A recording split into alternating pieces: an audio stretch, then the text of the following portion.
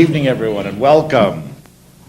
The 11th annual Candlelight Vigil as we observe Martin Luther King Day. This community, in its great diversity and spirit, in its integrity and dedication to, is this working right? To brotherhood and sisterhood. Stand here. Welcomes you and certainly appreciates all of the generations and the community organizations and each of the individuals who participate together. The theme, as you can see on this program, I have a dream that we can all be friends, is our theme for this year, for this evening, and for tomorrow. Tonight especially, we celebrate the dream and its life-changing vision. We would like to welcome you with the words of the psalmist, Psalm 133. In Hebrew, the words are printed for you, Hinema tovu manaim shevet achim gam yachad. Behold, how good, how pleasant it is when we can all dwell together and we will share together and walk together and dream together, all for the sake of peace. Hinema tovu manaim shevet achim gam yachad. Hinema tovu manayim shevet achim gam yachad. Hinema tov shevet achim gam yachad. Hinema tov shevet achim gam yachad. Hinema tov shevet achim gam yachad. Hinema tov manayim shevet achim gam yachad. Hinema tov shevet achim gam yachad. Hinema tov shevet achim gam yachad.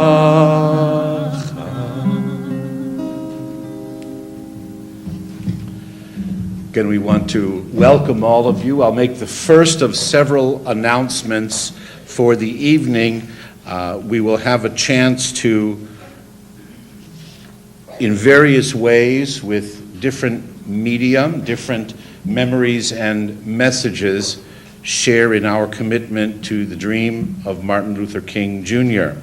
Those of you who would like to order a video, we have a video and CD of the history of this United We Walk program. We do have them for sale in the back corner. And yes, Hertha Woodruff is one of the characters that you'll see in the video. So if you say, boy, she looks familiar, you can do that.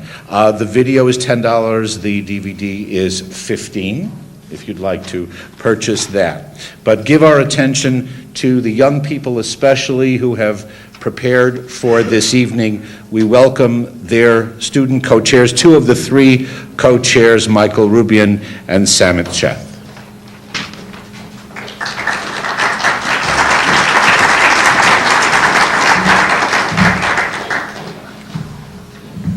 Hello, everyone. For those of you who don't know me, I'm Samit, Sheth, and I am a student co-chair, one of the three of United We Walk. This is my second year being a student co-chair and third year attending and being a part of this event. In October of 2002, I joined SHARE, and my journey with United We Walk began. At the 9th United We Walk in January of 2003, when I first got to experience this program, I was completely awestruck. Hundreds and hundreds of people from different religions, races, and ethnicities walking in unison to honor Dr. Martin Luther King and his ideal of the acceptance of all people. That day marked the birth of one of my core moral values, that tolerance is simply not enough.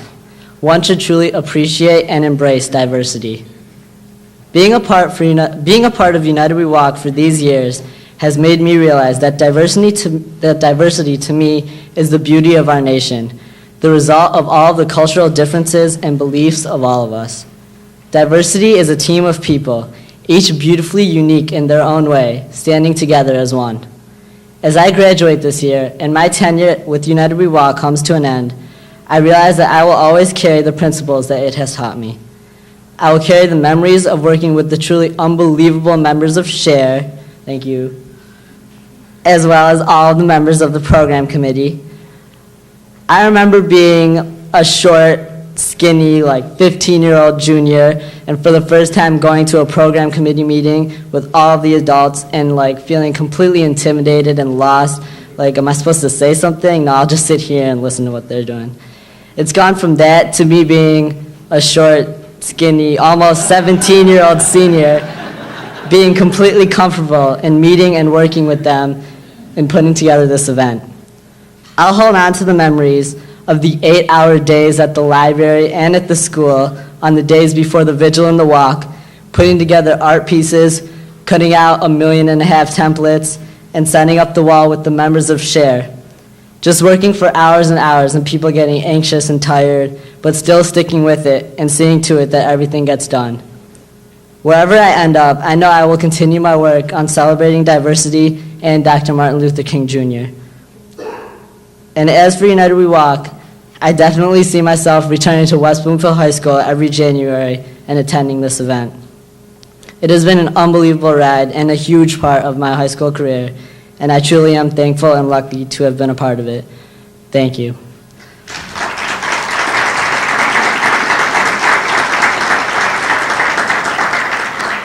I would now like to introduce my co-chair, Michael Rubyan, with his speech.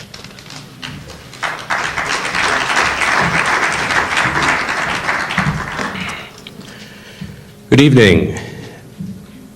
I am Michael Rubyan, as Samit said, and I'm one of 3 co-chairs, along with Samit and Sawdayah Brownlee, who is not feeling well this weekend, and we regret is not able to be here, but she's with us in spirit, and we wish her well. This evening, I'd like to speak about our future, a future of hope, a future of peace, and a future of prosperity. In this vision of the future, it doesn't really matter who you are, who you know, or how much money you have, but rather what you know, what you value, and what you do with your life. A future where coalitions are formed between countries to achieve peace rather than to fight wars. A future in which each of us deeply cares about one another. In order to achieve this future, I believe we must check our politics at the door, color our map with one color instead of blue and red, and work as one team, remembering that we live as one nation in a world where we must all take care of each other. A world where we can rise above our differences of opinion and find our similarities of cause. A world where caring for people in need supersedes all political disagreements. A world where open dialogue and endless opportunities for peace replace closed doors and unbending policies. Tonight, we stand at a crucial point in world history. We have the responsibility to help make the future we are talking about possible. And the only way to do this is to use the diverse nature of our community, our humanity, as a strength that unifies us, rather than a force that tears us apart. Instead of pushing our diversity aside or pretending like it does not exist, we need to recognize that the unique characteristics we each hold play a crucial part in achieving a peaceful tomorrow. Every person that walks the planet brings something different to the table. That means that being diverse in nature, culture, age, gender, generation, religion, sexual preference, and even personality is what makes our race, the human race, so powerful and beautiful. Diversity surrounds us and is a part of each of us. You know what the secret is. If all of us start thinking this way, then we can share a grand future together. The only thing that stops us from getting there is ourselves. We, the people here and the people in the world, hold the keys. I ask all of you to join me in recognizing and appreciating the beauty and power of our diversity. Take a look around the room, around the neighborhood, around the community, around the world. Not just this evening, not just tomorrow, or this week, or this month, or this year. Wherever you go, in whatever you do, find ways toward each other rather than finding reasons to stay apart. Reach out to your neighbor in good times and in times of need. Find ways to communicate and to share all that life has to offer. Join me in the adventure that lies ahead, the journey that we can make together. Join the team of those who believe that our differences and our similarities are what we need in order to achieve a better world. The journey of tomorrow lies in store for all of us. All we have to do to get there is reach out and grab it. Then, in this way, we can truly be one people, one race, the human race, sharing a future of peace and freedom forever. Thank you.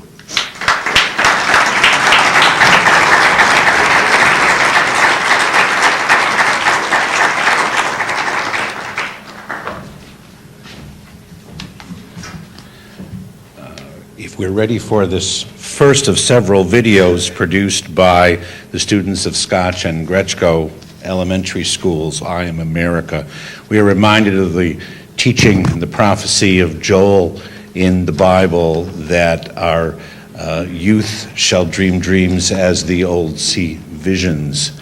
So let us together dream our dreams and see the visions of who and what we are.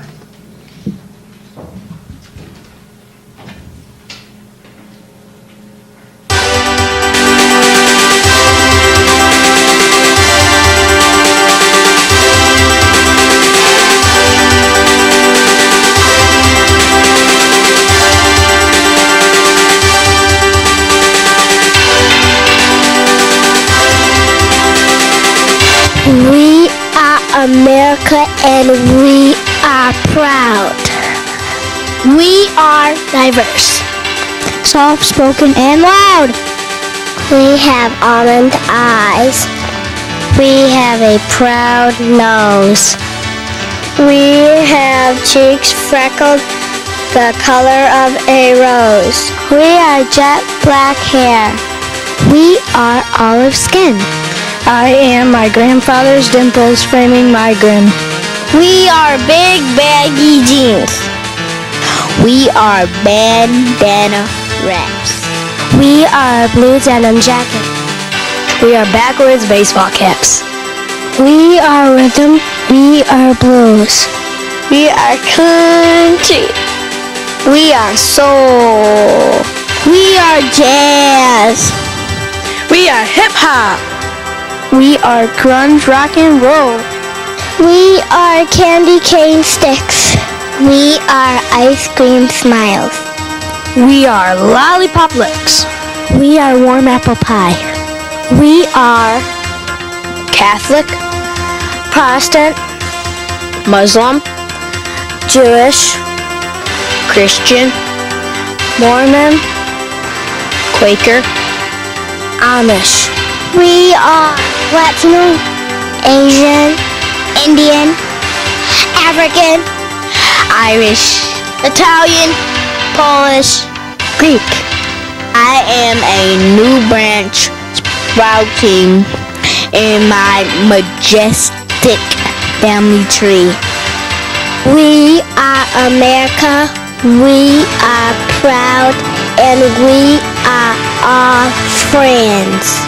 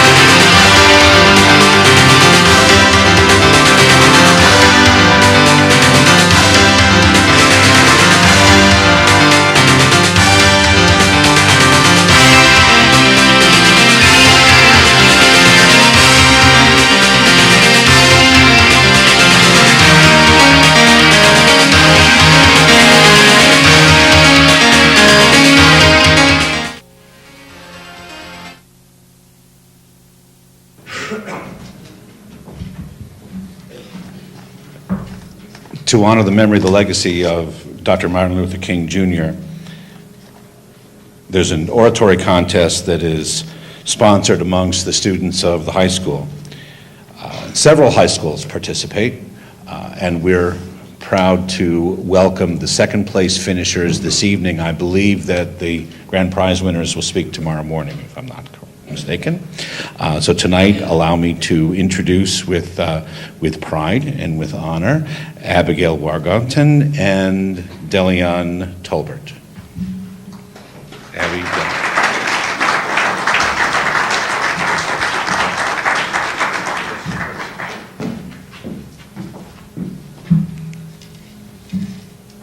Someone once said we could learn a lot from crayons. Some are sharp, some are pretty, some are dull, some have weird names, and all are different colors, but they all exist very nicely within the same box. I have a dream that we can all be friends, that everyone, regardless of their race, gender, religion, and beliefs, can live together in harmony. Just as Dr. Martin Luther King Jr. believed, we should all simply be able to join hands and walk together as friends. This evening, we are here to celebrate our differences and to join together as one, united. Dr. King dedicated his life to fighting for equal rights and equal opportunities for the oppressed. Our country has come a long way since 1963, when he spoke perhaps the foremost famous words in history, "I have a dream." We may never live in perfect harmony, but we need to recognize the obstacles that we have already overcome. Now, people of all different backgrounds live together with respect for each other. We live in the same communities, go to school together, work together, and have become great friends. We are making progress. When we are trying to overcome the prejudiced ways in our country's past, we shouldn't be trying to ignore that some people may be different from ourselves. We should be accepting that person's differences and embracing them. Just as Dr. King believed, we should judge a person not by the color of their skin, but by the content of their character. If we can learn to respect everyone's differences and treat people just as we would like to be treated, then I believe that we all can be friends.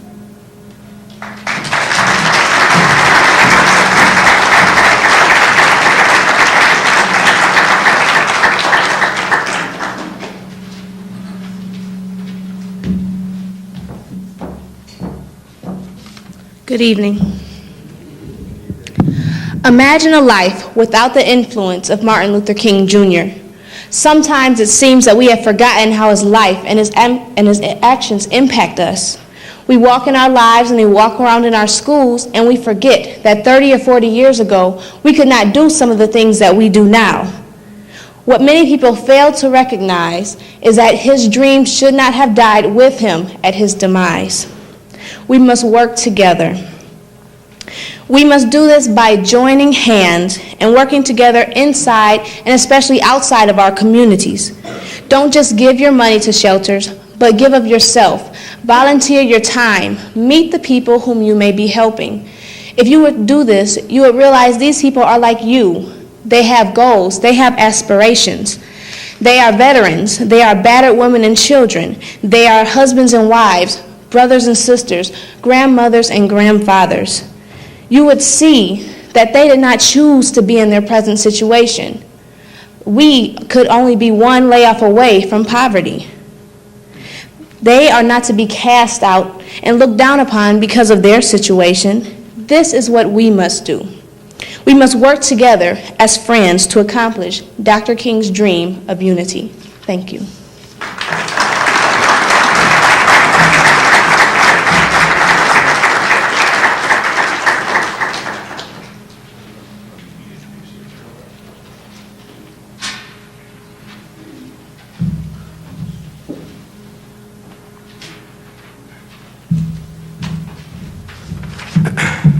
For those of you who do not know, Last year, as a part of our 10th anniversary, we dedicated 10 world leaders who we believe have fought for equality, peace, and justice in the world at large throughout history.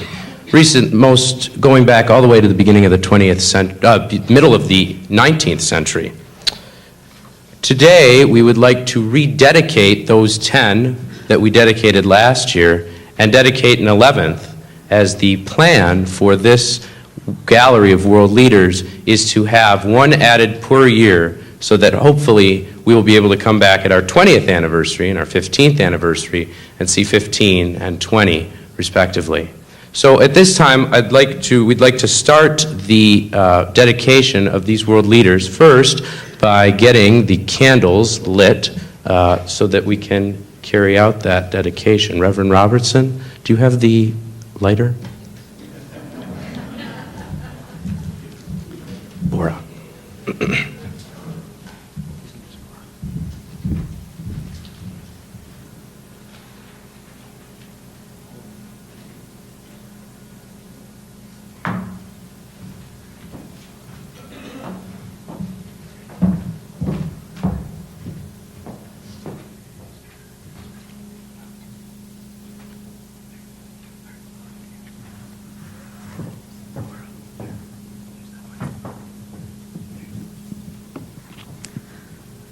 The first world leader that we'll be honoring is Abraham Lincoln. He quoted, "Slaves within any state or designated part of a state shall be then thenceforward and forever free." Abraham Lincoln, the 16th President of the United States, issued the Emancipation Proclamation, a resolution to free all slaves. President Lincoln was the first president in American history to speak out against the injustices of slavery. As a result of his dedication, the 13th Amendment to the United States Constitution, which abolished slavery, was ratified. Our next world leader for peace, Thurgood Marshall.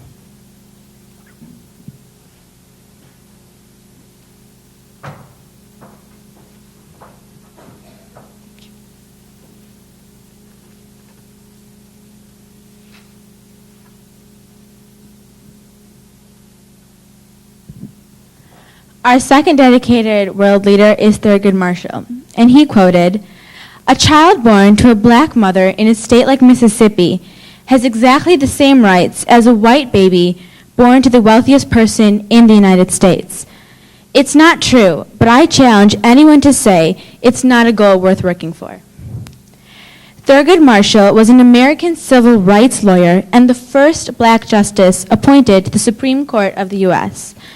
His advocacy for the rights of minorities and the poor laid the groundwork for the civil rights movements of the 1950s and 60s. Among his most noted cases was Brown v. Board of Education of Topeka in 1954, where Marshall persuaded the court to unanimously declare segregation in public schools unconstitutional. Our next world leader for peace, Nelson Mandela.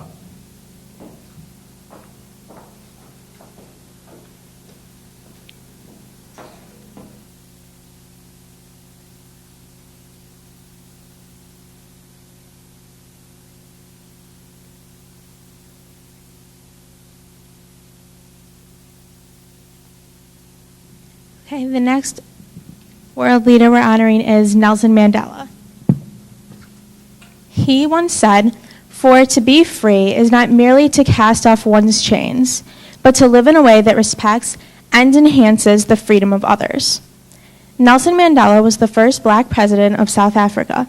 He was successful in peacefully ending the laws of apartheid, which forced segregation throughout the country. As a result of his peaceful efforts, he won the 1993 Nobel Peace Prize. Our next world leader, Lyndon Baines Johnson.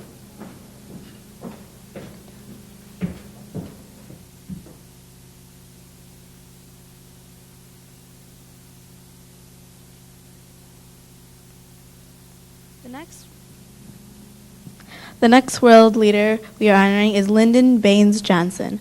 He quoted, "It is the excitement of becoming, always becoming, trying, probing, falling, resting, and trying again, but always trying and always gaining." Lyndon Baines Johnson was the 36th President of the United States. During his term as President, he promoted racial equality by signing the Civil Rights Act of 1964 and the Voting Rights Act of 1965. His plan for a great society aided millions of underprivileged Americans. Our next world leader for peace is the 14th Dalai Lama.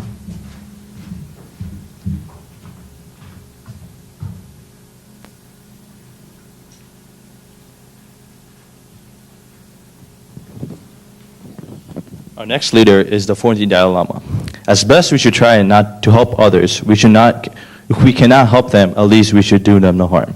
The 14th Dalai Lama is a figure of inspiration around the world. In 1989, he received the Nobel Peace Prize for the nonviolent opposition to the Chinese rule in Tibet. He continues to promote love, peace, equality, and unity internationally. The next world leader for peace is Mother Teresa.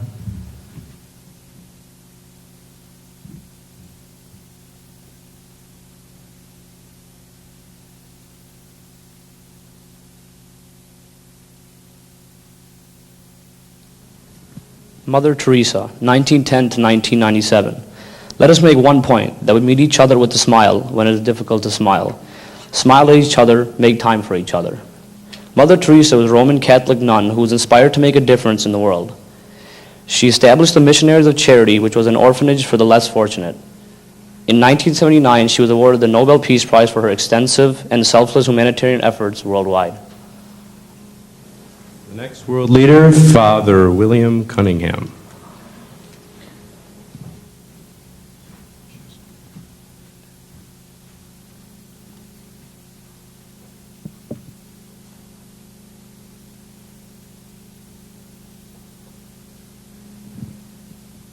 Father William Cunningham, 1930 to 1997.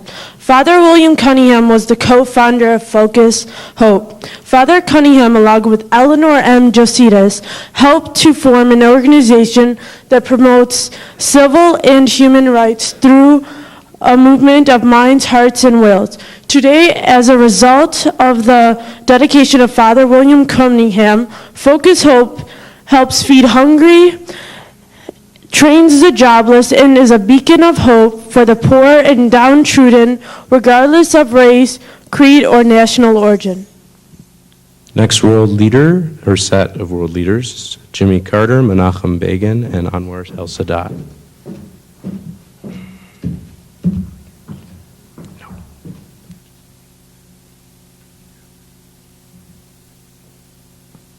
Jimmy Carter. War may be a necessary evil, but no matter how necessary, it always is an evil, never a good. Menachem Begin. No more wars, no more bloodshed. Anwar el-Sadat. Let there be no more suffering or denial of rights. President Jimmy Carter, United States, Prime Minister Menachem Begin, Israel, and President Anwar al-Sadat, Egypt, created a framework for peace, Camp David Accords, in the Middle East during the late 1970s. The Camp David Accords promoted a revolutionary step towards peace between Egypt and Israel. As a result of their achievement of peace, Prime Minister Begin and President Sadat received the Nobel Peace Prize in 1978.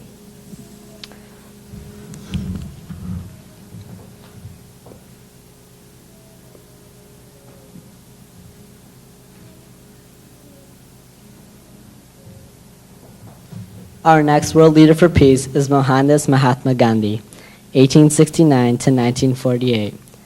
Nonviolence is the greatest force at the disposal of mankind.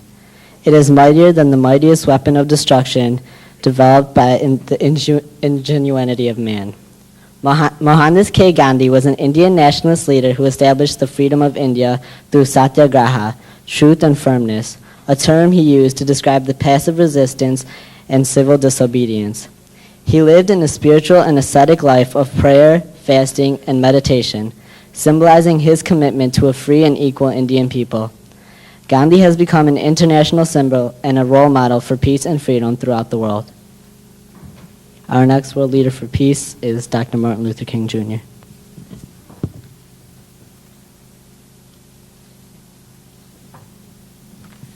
Dr. Martin Luther King Jr., 1929 to 1968.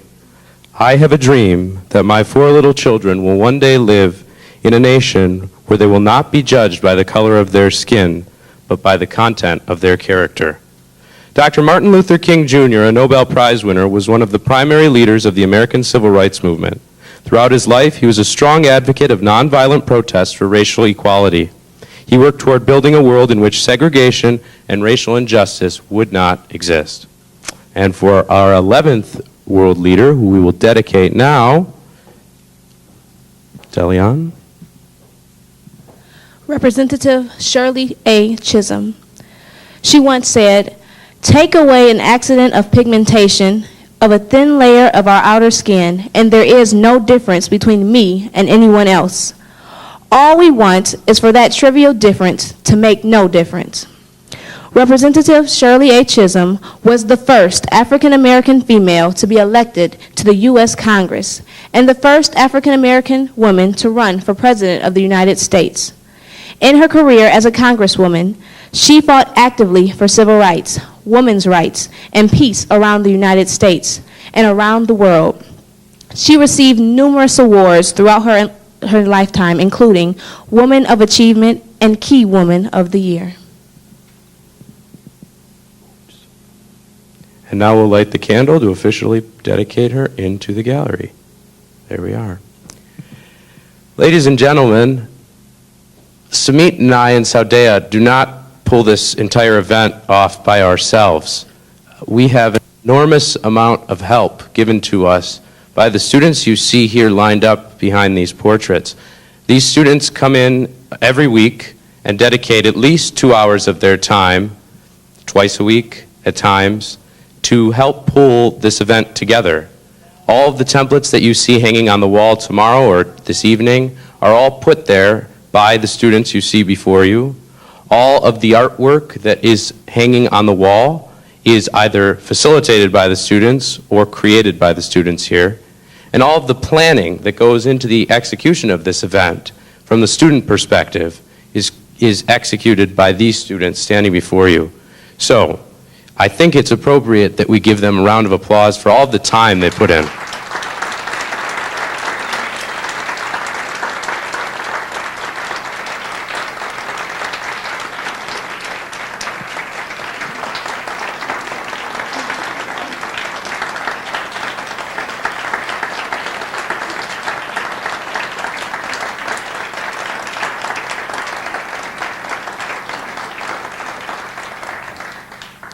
As we said, we hope this gallery grows to be, I don't know how it's going to fit on these platforms next year, but we won't be here to worry about that, I guess. Next year we will have to worry about that. In any event, we hope that this gallery doubles by our 22nd year, and we look forward to seeing it stretch across an entire platform. With that, we conclude the dedication of these world leaders and continue on with the program. Just blow out the candles and go.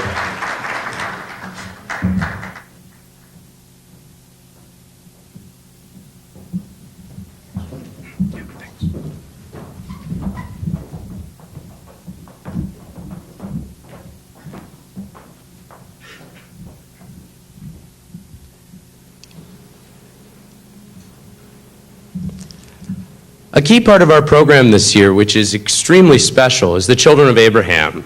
The Children of Abraham is a project that's put together by the NCCJ, an organization that helps fight for equality and peace in our community. Tomorrow, if you attend the event, you will have the privilege, and I mean privilege, because I haven't seen it yet, but from what I've heard from the many descriptions of this program, it is not even outstanding, it's beyond outstanding. One of the pieces that we'd like to share with you tonight is a special video that was created to promote the Children of Abraham that gives you some information about them so that you are aware, and I guess as you're here tonight, you have sort of a bonus to see what that program is, and if you attend tomorrow, because I know you're all going to attend, we will be able to share together the impact that is received when witnessing this program, which is supposed to be just monumental. I look forward to it, and I hope after seeing this video you all do too.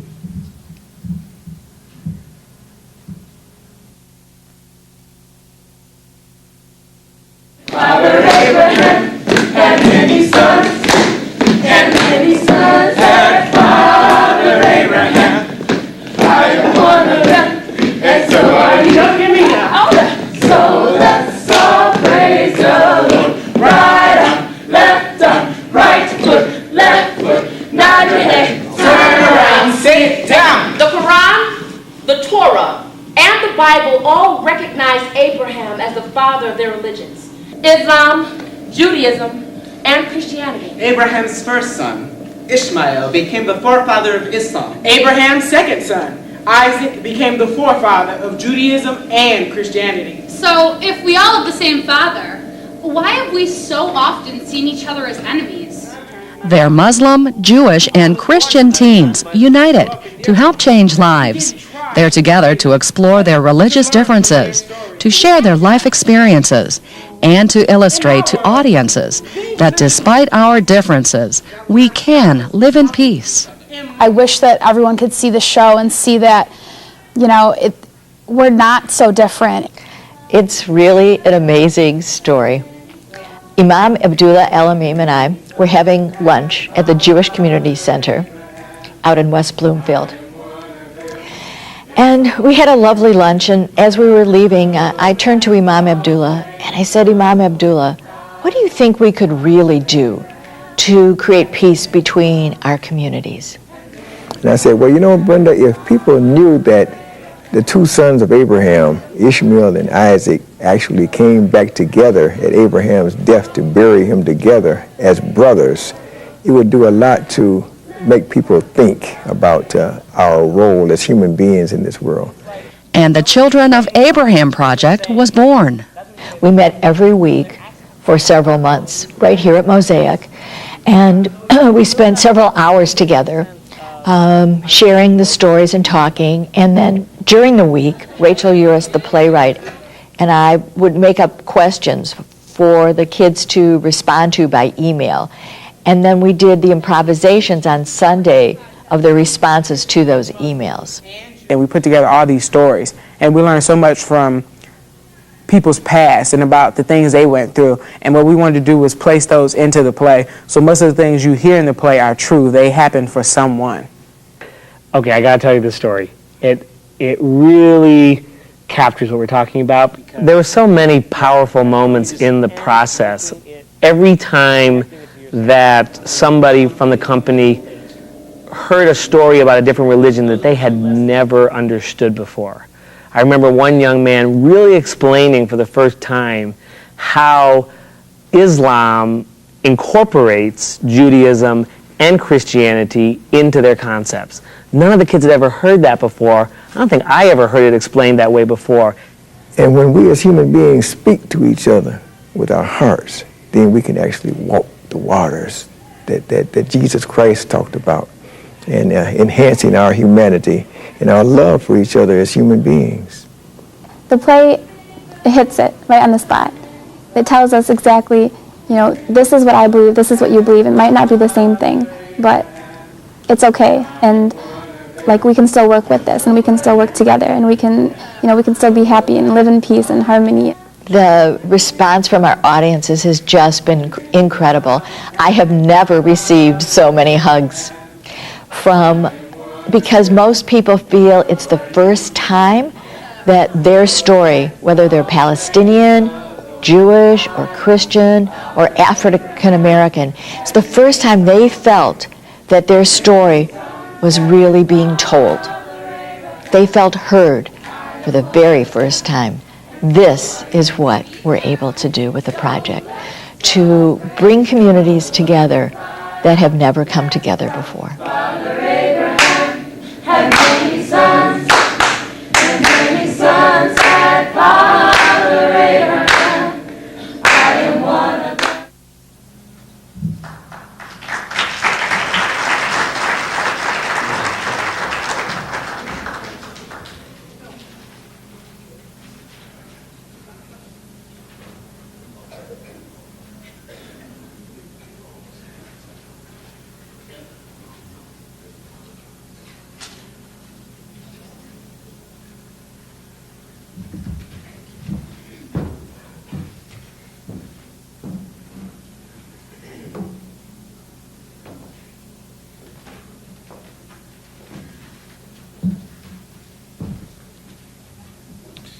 You heard them singing, now it's your turn.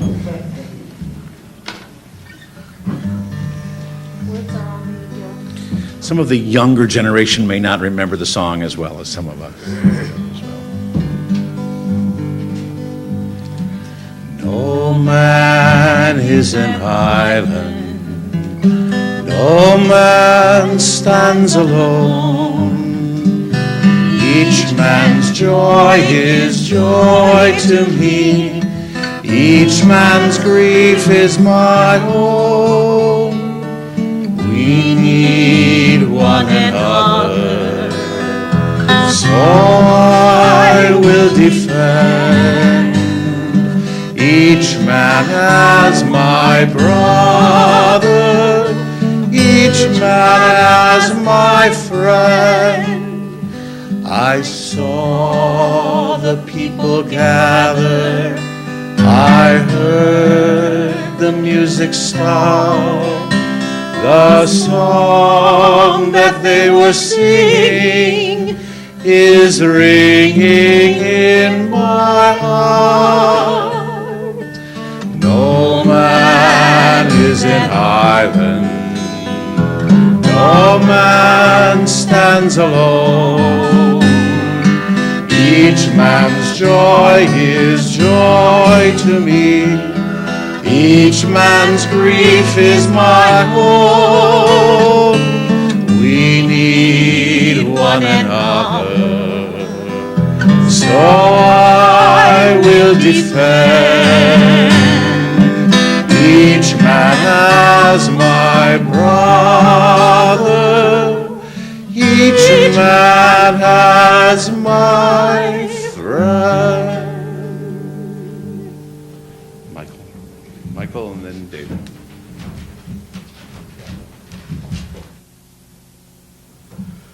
We're back one last time. At this point in the program, we'd like to surprise all the seniors here who don't know we're doing this, but to let them know that we really say thank you to them. If they could all come up as we call their name so that you can see who these people have put in 2 years of their time into the program. And we'll do this quite briefly. Nikisa Manavari, Priya Shah, let's hold your applause to the end. Sean Kumar, Ram Narasimha, Ali Green, Ashley Herbst, who's not with us. These folks, along with Samit and I, will be leaving the planning process of this program this year.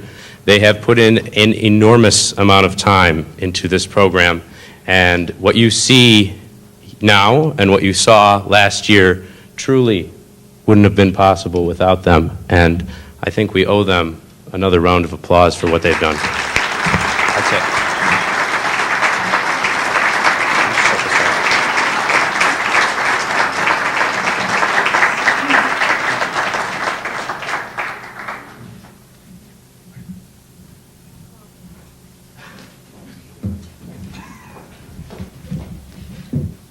Michael was supposed to leave you a way off, but thank you very much. My job is to give you some instructions. You saw a little of it from the seniors. I think it was the seniors who got it right and the juniors who almost got it right.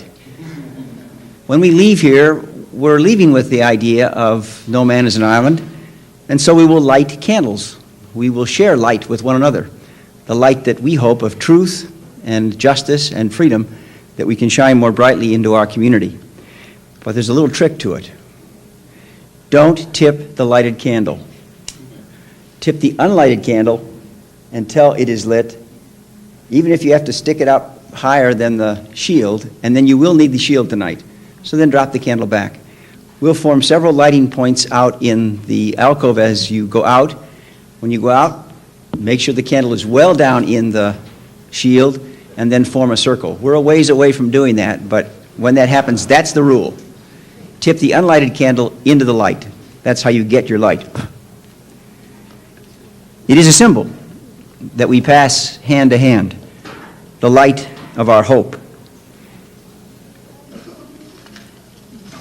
I want to share just these few words as we move toward the concluding sharing together in the song, We Shall Overcome. But we have a video, do we? Okay. These lines will lead to the video. When the video is finished, at that point you are simply invited to leave and pick up your candle and join us in a circle outside. Thanks to Betty Barton, I want to just share these things.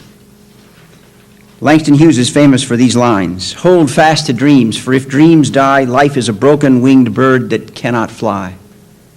Hold fast to dreams, for when dreams go, life is a barren field frozen with snow."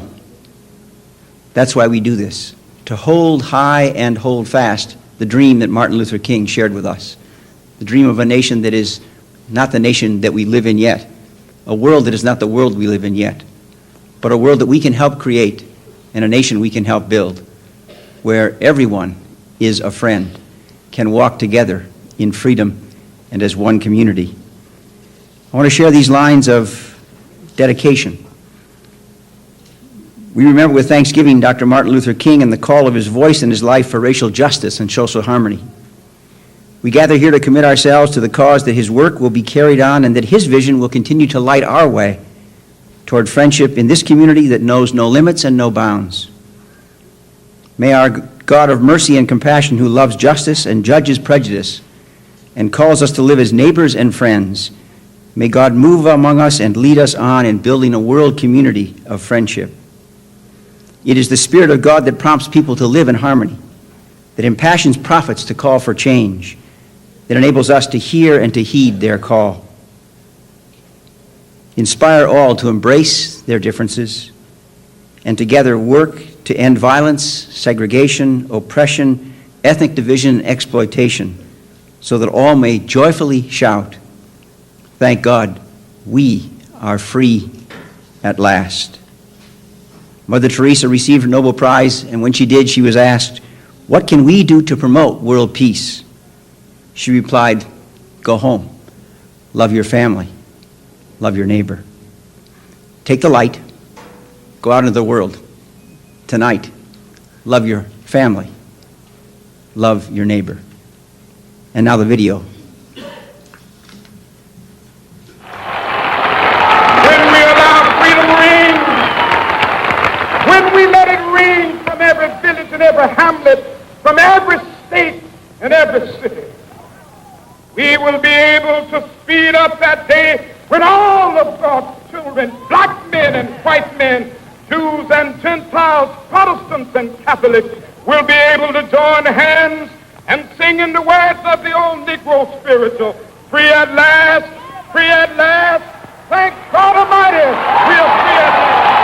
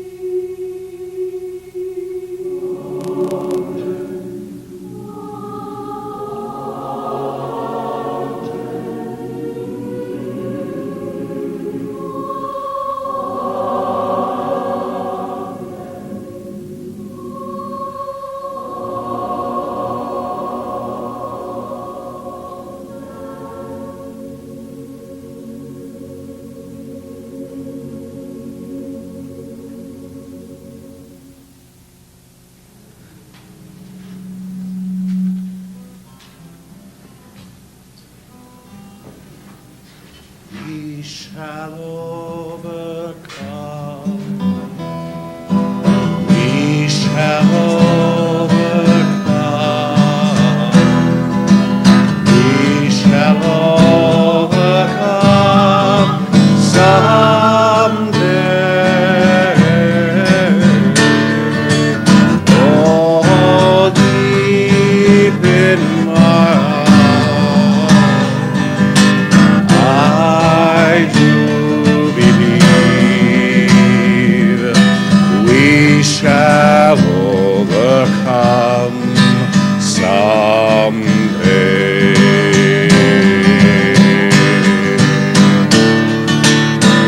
God is on our side. God is on our side. God is on our side today.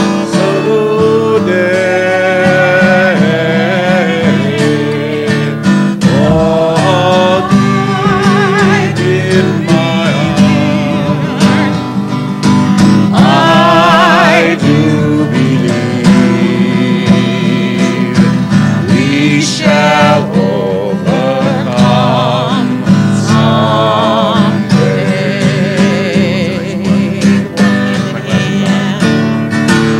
We'll walk hand in hand. We'll walk hand in hand. We'll walk hand in hand someday.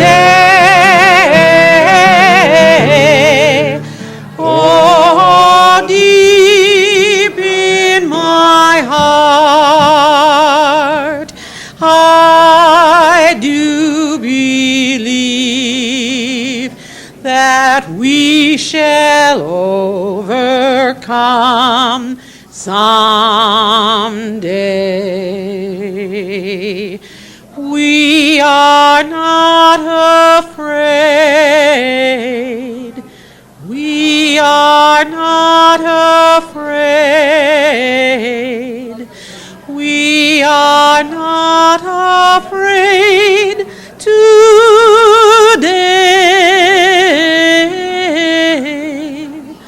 Oh, deep in my heart, I do believe we shall overcome someday.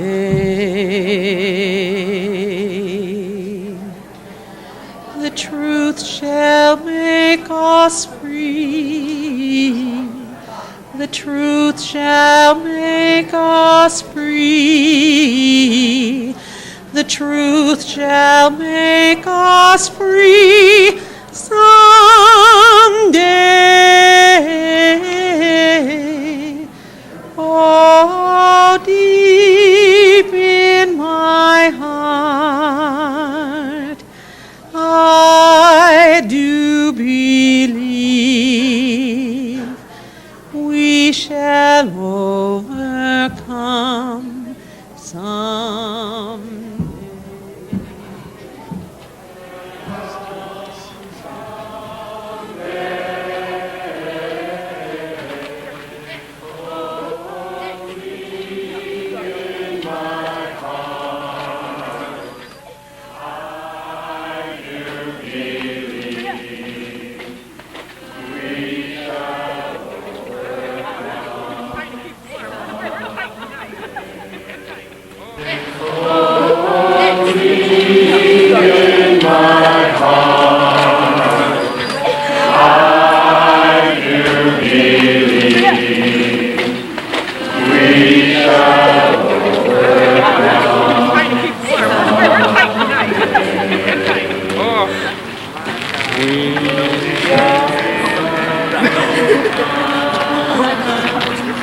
We shall overcome. We shall overcome someday. Oh, deep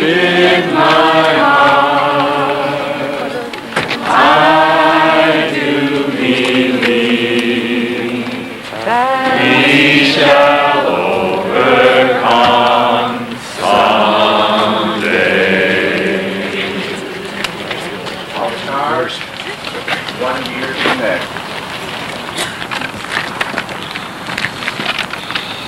Go and work to keep the dream alive.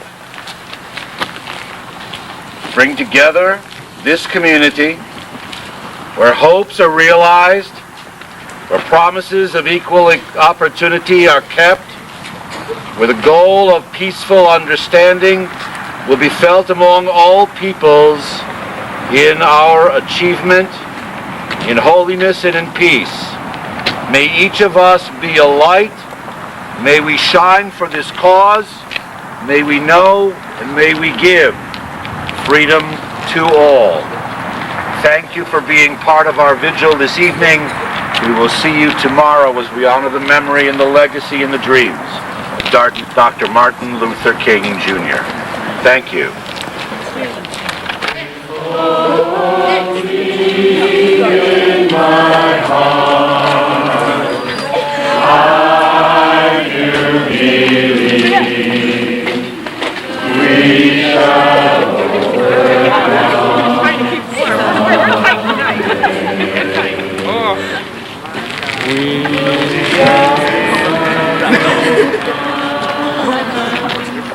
we shall overcome. We shall overcome someday. Oh, deep in my heart, I do believe we shall overcome someday.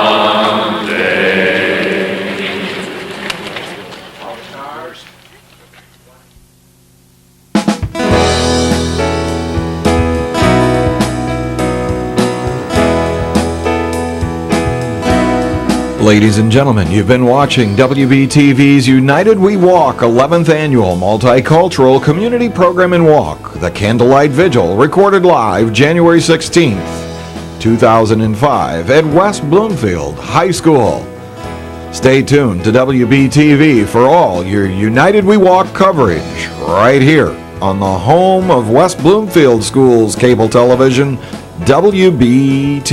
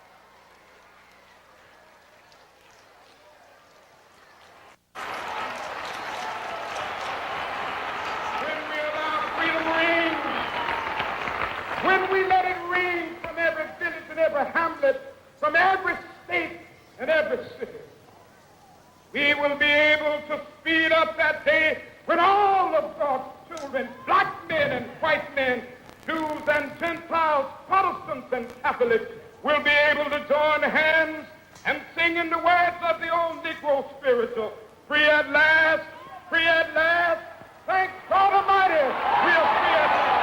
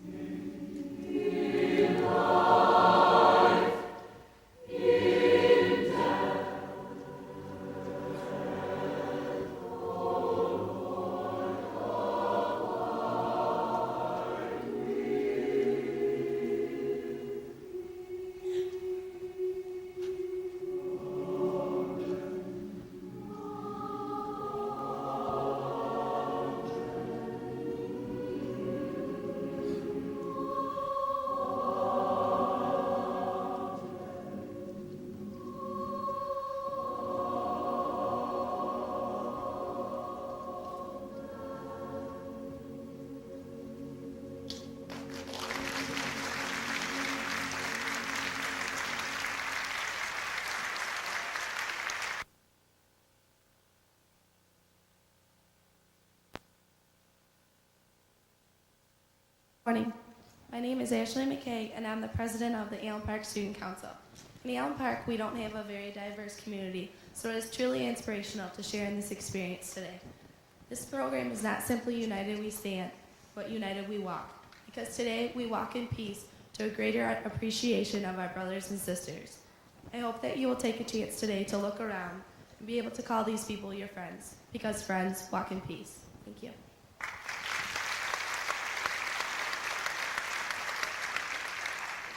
Hi, I'm Amy Grant, and I'm in 7th grade from Allen Park Middle School, and friends walk in peace.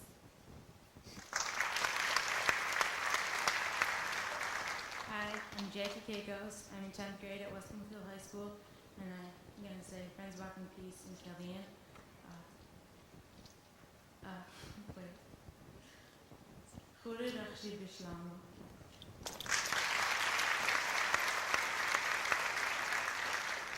Hello, I'm Donna Kozeshki, representing the Baha'i faith, and I'd like to say a prayer. Baha'is believe in racial unity. Oh my God, unite the hearts of thy servants and reveal to them thy great purpose. May they follow thy commandments and abide in thy law. Help them, O God, in their endeavor, and grant them strength to serve thee. O God, lead them not to themselves, but guide their steps by the light of thy knowledge, and cheer their hearts by thy love. Verily thou art their helper and their Lord. Abdul Baha.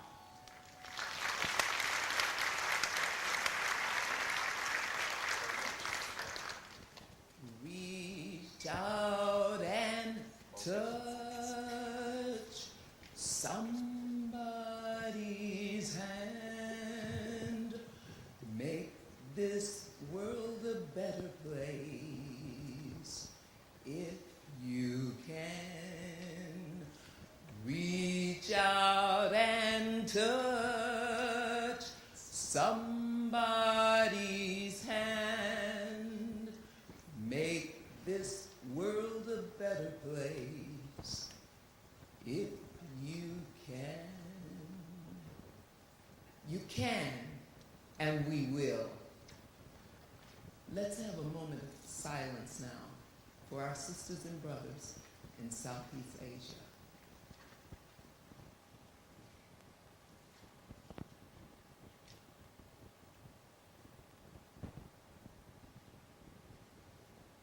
Thank you.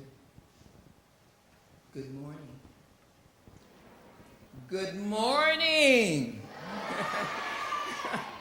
And welcome to our 11th annual United We Walk Martin Luther King Day celebration. You know, you could have chosen to be anywhere today, but you chose to be here with us to celebrate this wonderful day in honor of Dr. Martin Luther King. So give yourselves a round of applause.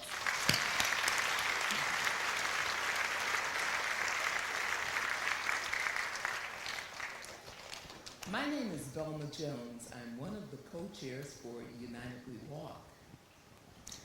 And did you know that we are actually living part of Dr. Martin Luther King's dream today when he said, one day we would walk hand in hand. And we're doing that. We have a lot of work to do, but we're well on our way. We have some exciting activities planned for you today, and we ask that you enjoy them. I'd like to take this opportunity to introduce the rest of the adult co-chairs. And you know, we are a group of people that come together and meet all year long, not just to plan this day, but we plan other activities, other diverse activities, and also activities to train and educate ourselves so we can better serve you.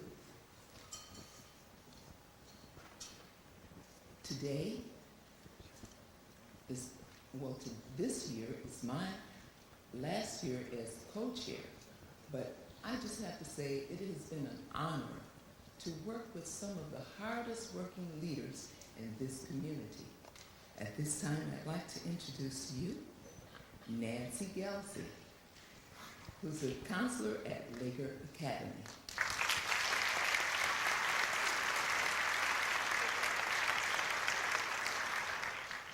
And Reverend Dr. Dave Roberston, who's the pastor of Orchard Lake Community Church Presbyterian.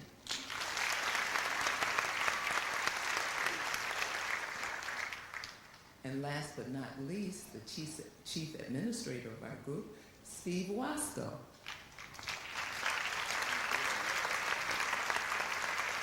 He's the assistant superintendent for community relations, pupil accounting, and external affairs for the West Bloomfield School District.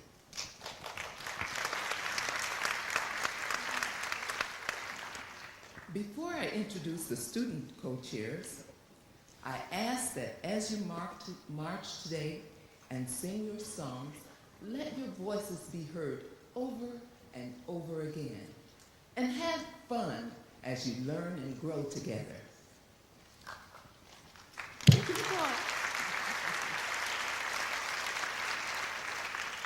And now, without further ado, ladies and gentlemen, I'd like to introduce the student co-chairs for United We Walk, Michael Rubyan and Samit, Sheth.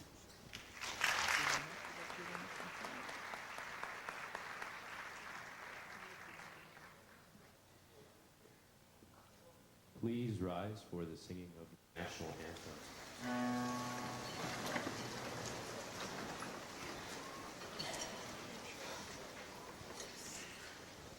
And remain standing for the singing of the Negro national anthem with every voice and sing. Follow.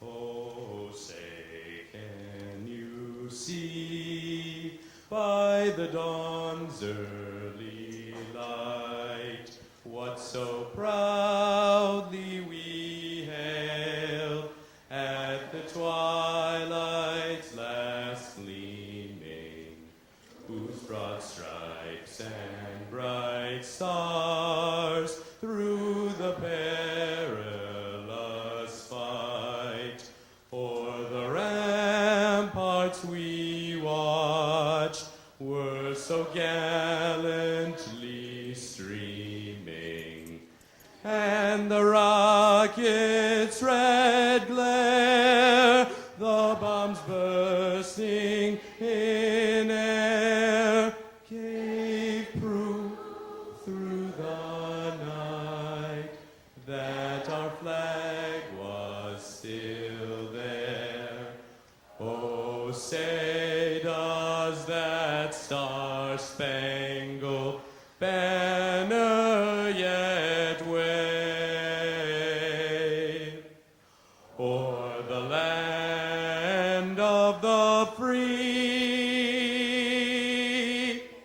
and the home of the brave?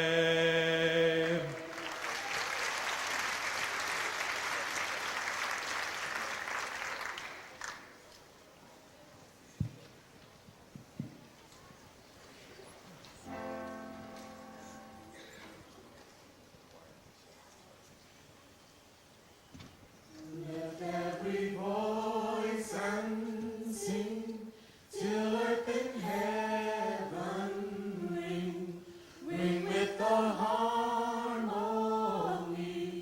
of liberty.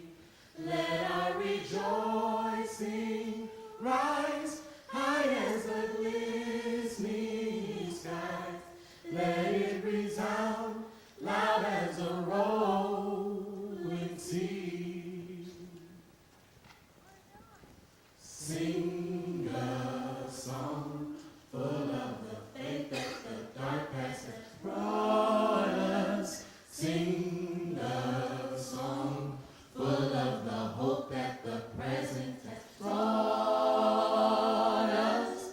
Facing the rising sun of our new day begun, let us march on till victory is won.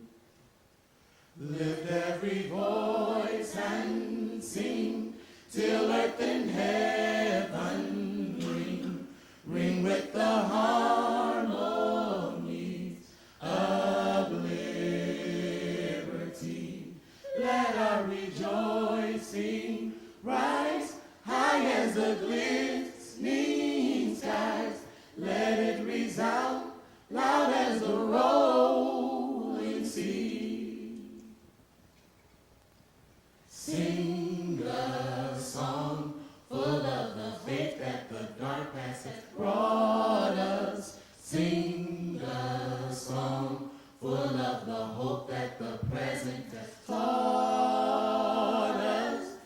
facing the rising sun of our new day begun. Let us march on till victory is won. Let us march on till victory is won. Let us march on till victory is won.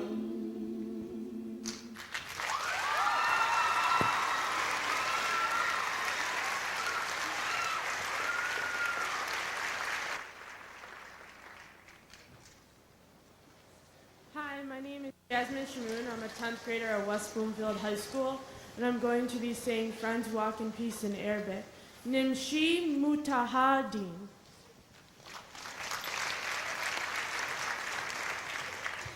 Hi, my name is Alex Sokol. I am a 6th grader at White Lake Middle School. Thank you. I just wanted to say that we are walking here today because of a man who wanted black people and white people to live in peace together. And I just think that Martin Luther King was one of the greatest men who ever lived. So, friends, walk in peace, and God bless Martin Luther King Jr.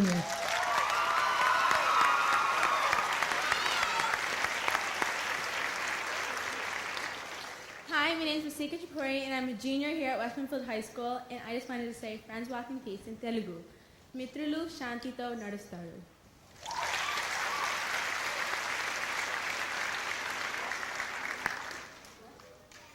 Good morning.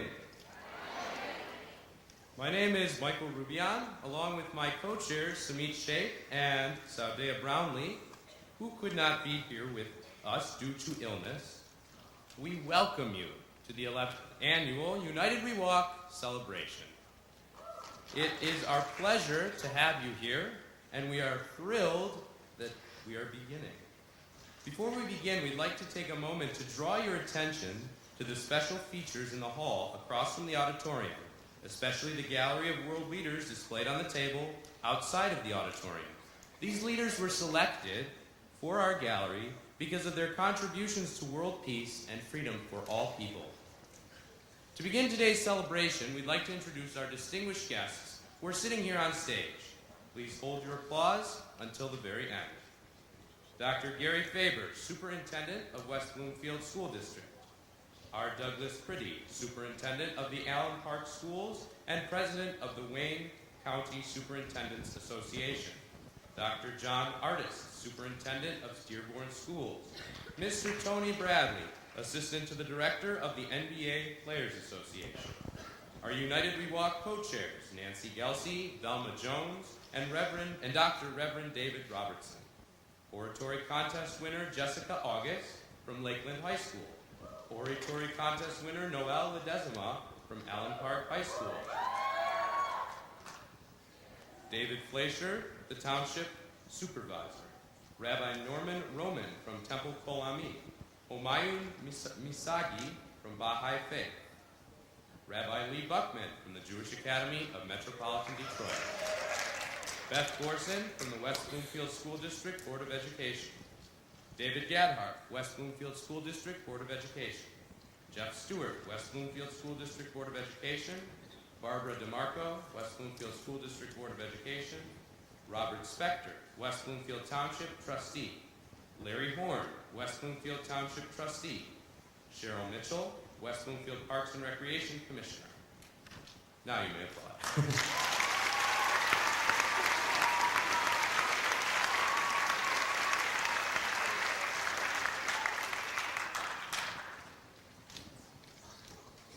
And State Representative David Law is also here to join us.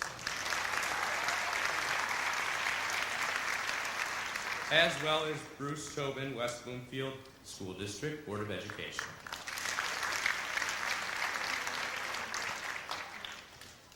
Our first speakers this morning are Mr. David Fleischer, Supervisor of West Bloomfield Township, and Dr. Gary Faber, Superintendent of the West Bloomfield School District. Here they are.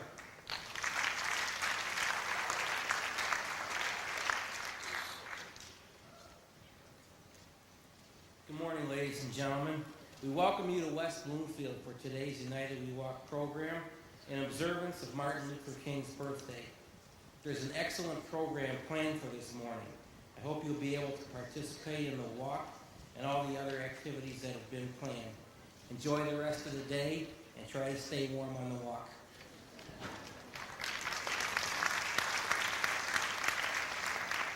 Good morning. On behalf of the West Bloomfield School District, I welcome all of you and embrace your attendance as a statement of personal commitment to brotherhood. You know, as I get up in the morning and I read the paper, or I go to bed at night and I watch the local news, we listen to news of catastrophe and of violence. And so, as we view our world today, I'm reminded of the good and the great Dr. Reverend Martin Luther King's words, which were, "Nonviolence is the answer to the crucial political and moral questions of our time. The need for man to overcome oppression and violence without resorting to oppression and violence. Man must evolve for all human conflict a method which rejects revenge, aggression, and retaliation. The foundation of such a method is love."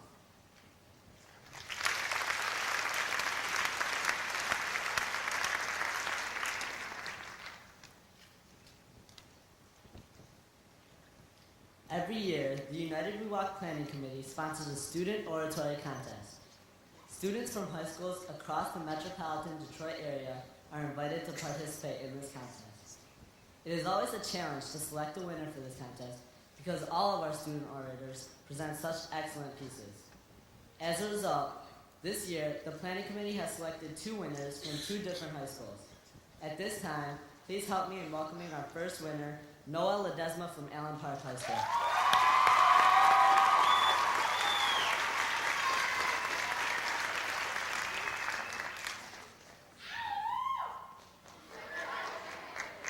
Good morning, everybody.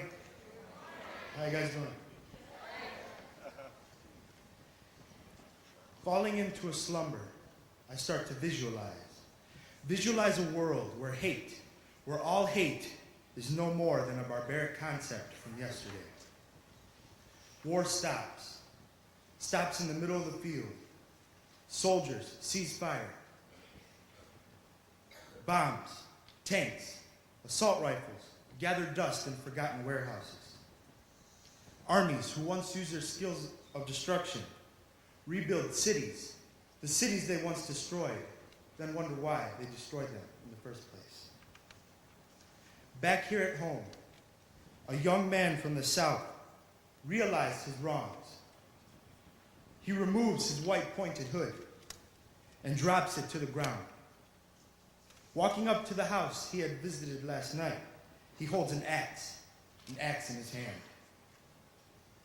The family in the house sees the young man returning for what they thought was more harassment.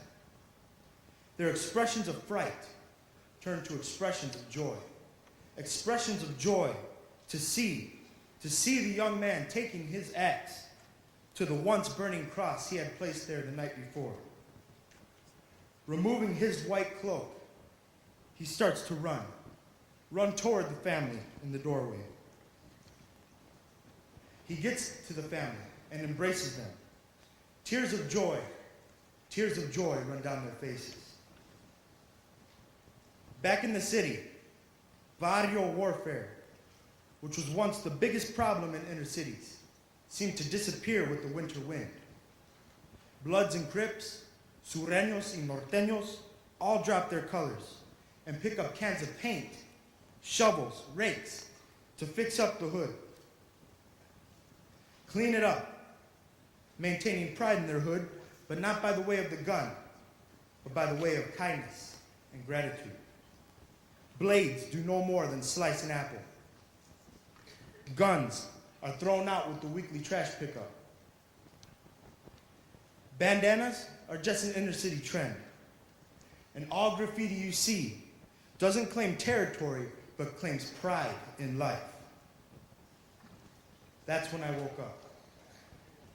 I had a dream that all hate was gone. I had a dream of a land with no war. I had a dream that we all were friends. Thank you.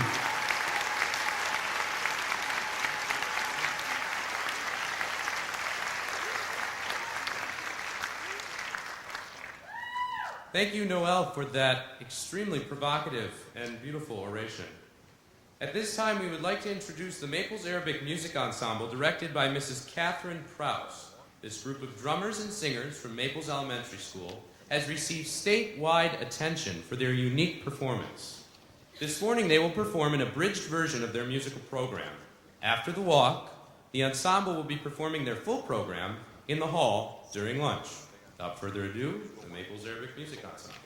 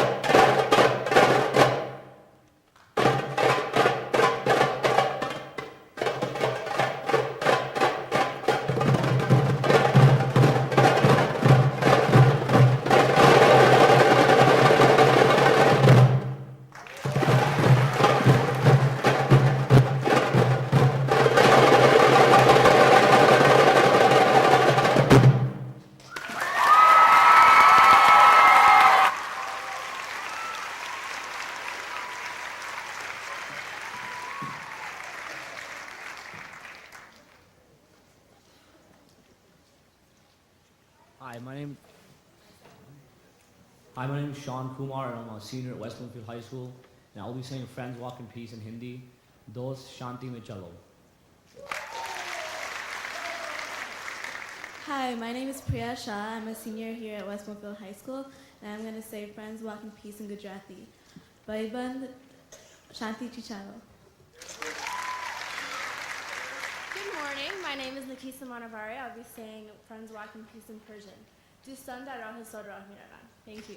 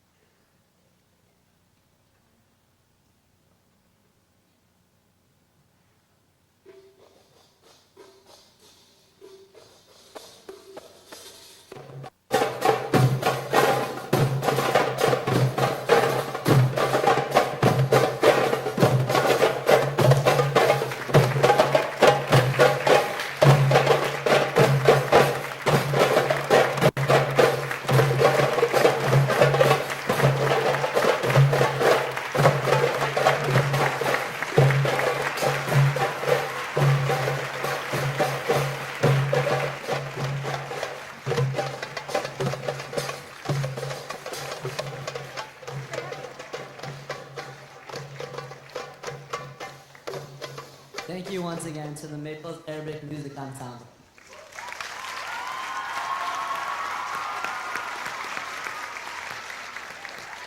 We would now like to introduce our second oratory contest winner, Jessica August.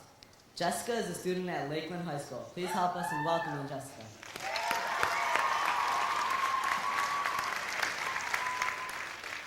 Good morning. Not flesh of my flesh, nor bone of my bone, but miraculously my own. This poem was read to me as a child to explain that even though I was adopted, I was theirs. Just as they read this to me, I read this to you. Although we're not all related, we can all be family. No matter who someone is, or what color their skin is, or whom they hang out with, we are all the same. I have a dream that we can all be friends if we just realize that we are not so different from one another. We all have one beating heart that beats for one reason, to love. If you think about hate, you see how much energy it takes and how much good it does. Hate hurts and doesn't bring any good to anyone. Why waste so much energy on such a wasteful thing? I say take the time to look at the difference between love and hate. Why upset someone for a moment? All it is a moment. Why not put it all behind you and befriend them? Instead of ruining their day, do something that could make their life. Impact will last much longer than harmful words and jokes. So I leave you to think about this. Ashes to ashes, dust to dust. What's really so different about all of us? The color of our skin, the color of our eyes. Why waste the time with hate and despise? Hate ruins happiness and it leaves people torn just because of how they were physically born. And I have a dream that we can all be friends, so why waste a moment when something can last to the end?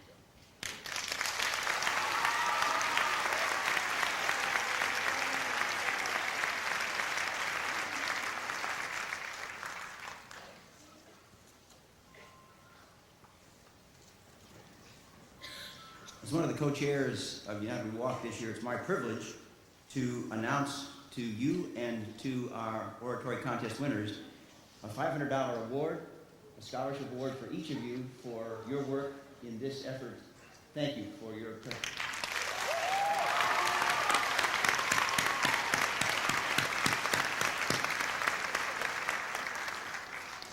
It's also my responsibility to make a couple of announcements.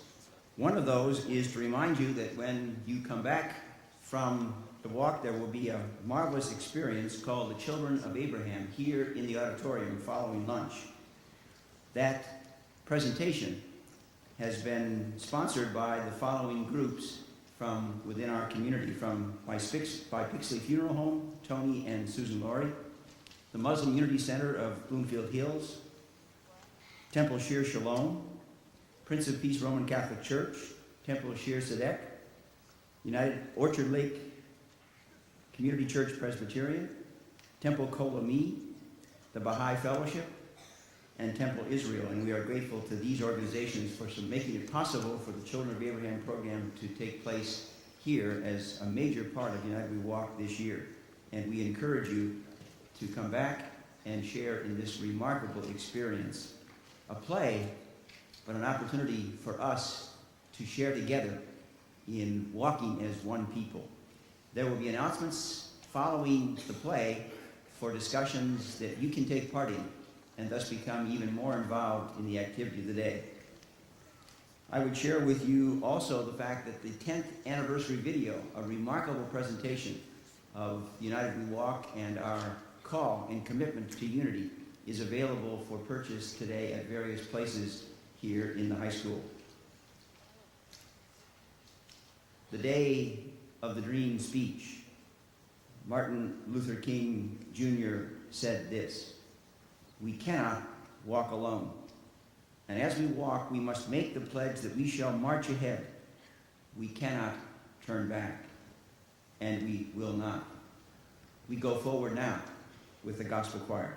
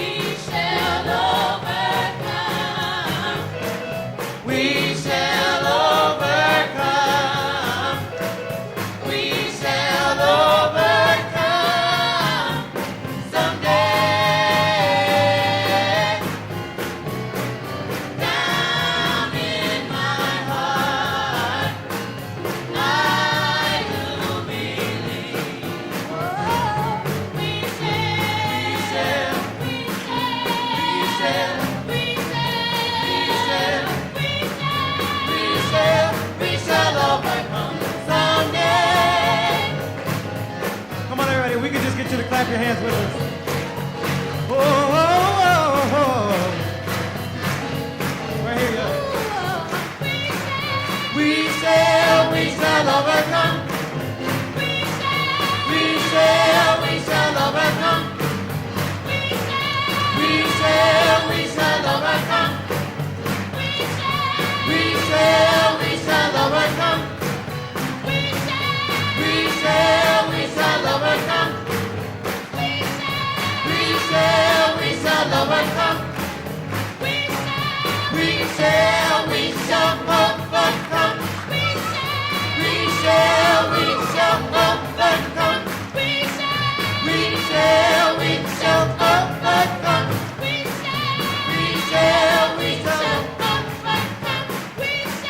We shall overcome. We shall overcome. We shall overcome. We shall overcome. Down in my heart, I do believe.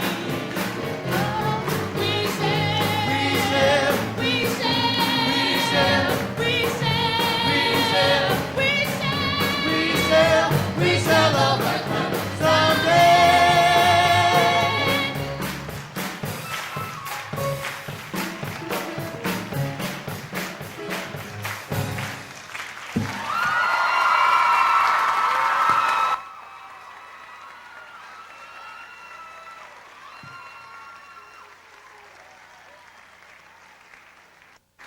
Hi, I'm Maddie Zingle. I'm Stephanie Marcus, and we would like to say Friends Walk in Peace in Spanish. Amigos caminan en paz.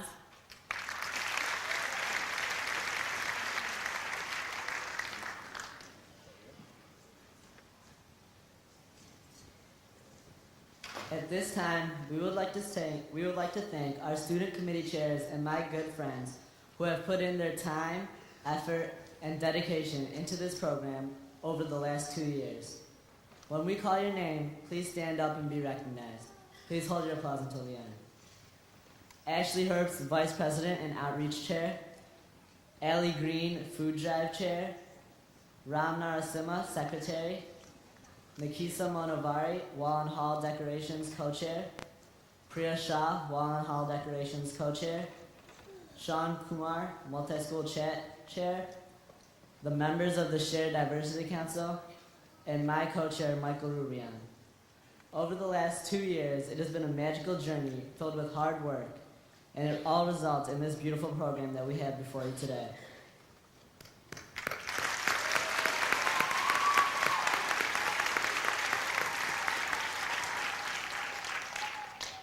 It now gives me great pleasure to introduce a very gifted speaker this morning who we were all incredibly excited for, Tony Bradley. Tony was born here in Michigan and grew up in Auburn Hills. He resides in Atlanta, Georgia, and is currently the assistant to the director of the NBA Players Association. This morning, Tony will be delivering Dr. Martin Luther King Jr.'s world-renowned address, I Have a Dream. Tony was only 7 when he first delivered this speech, and has been delivering it passionately ever since. Today, we have the privilege of hearing him present it right here at West Bloomfield High School. Ladies and gentlemen, please welcome Mr. Tony Bradley.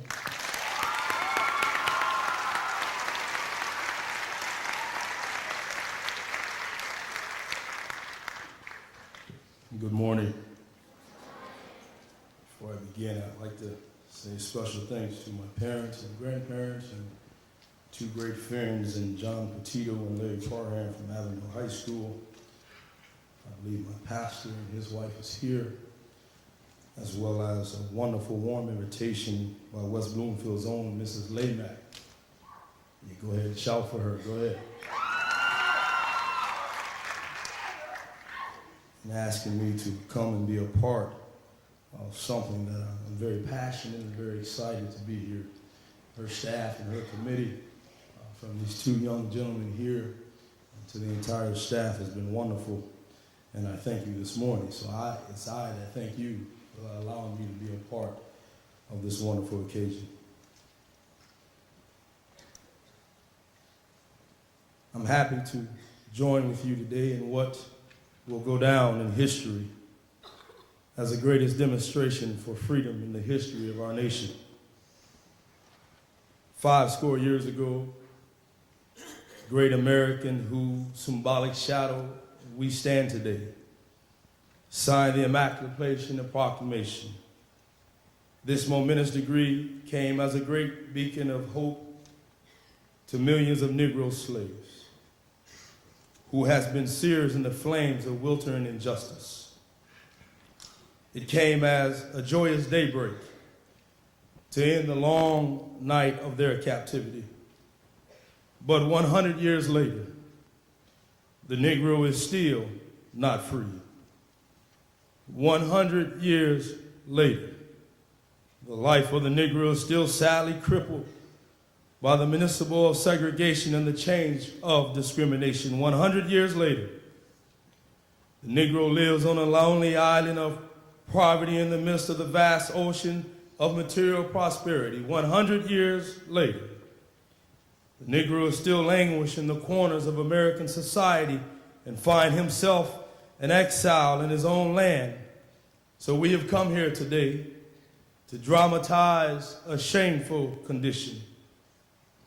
In a sense, we have come to our nation's capital to cash a check.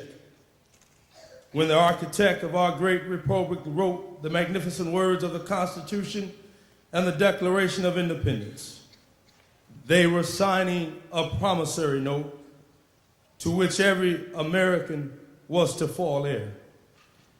This note was to promise that all men, yes, black men as well as white men, will be guaranteed the inalienable right of life, liberty, and the pursuit of happiness. It is obvious today that America has defaulted on this promissory note insofar as her citizens of color are concerned. Instead of honoring this sacred obligation, America has given the Negro people a bad check that has come back marked insufficient funds. But we refuse to believe that the Bank of Justice is bankrupt. We refuse to believe that there are insufficient funds in the great vaults of opportunity of this nation.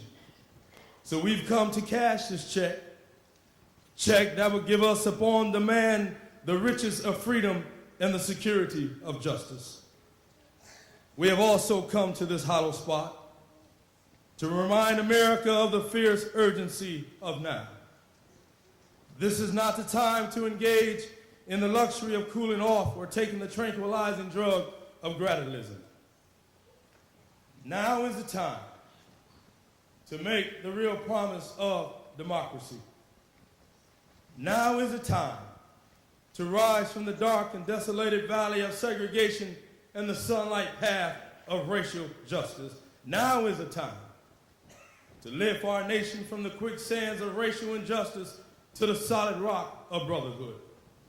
Now is the time to make justice a reality to all of God's children.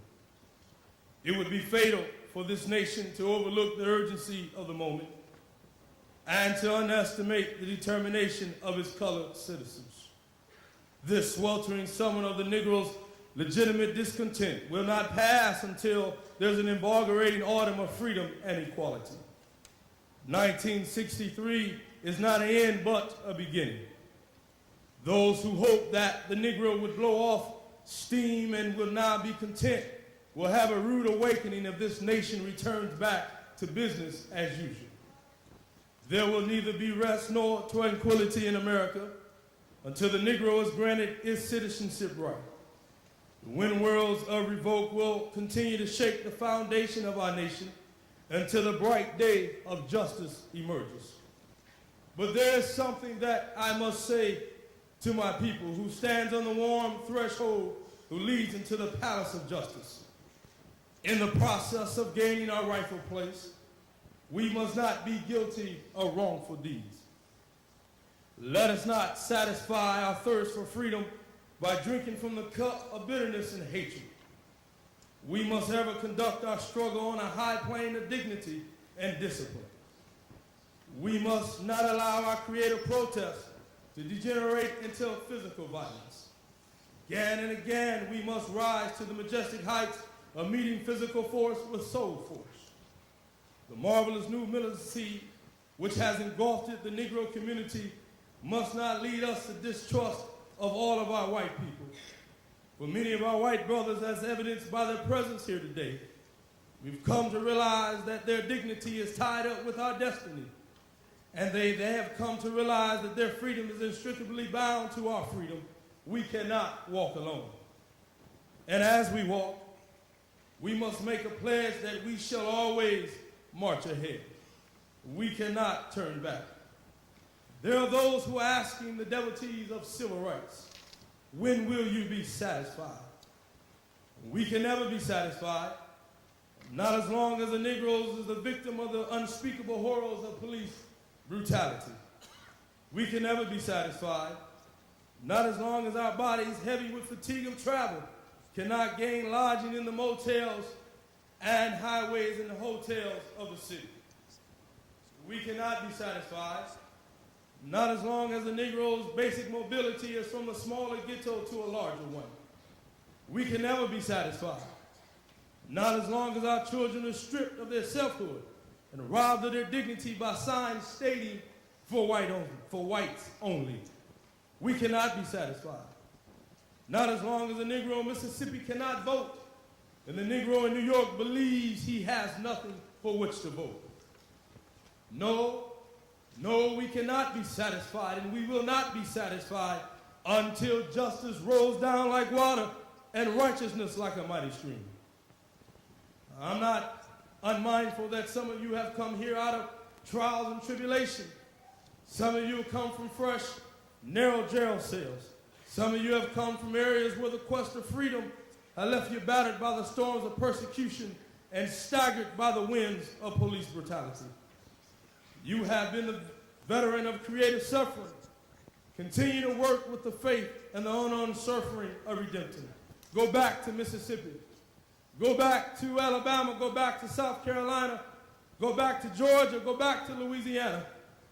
Go back to the slums and the ghettos of our modern cities, knowing that somehow this situation can and will be changed. Let us not wallow in the valley of despair. I say to you today, my friends, even though we face the difficulties of today and tomorrow, I still have a dream. It is a dream that is deeply rooted in the American dream. I have a dream that one day this nation will rise up and live out the true meaning of its creeds. We hold these truths to be self-evident, that all men are created equal. I have a dream that one day on the red hills of Georgia, the son of the slaves and the sons of the former slave owners will be able to sit down together at a table of brotherhood.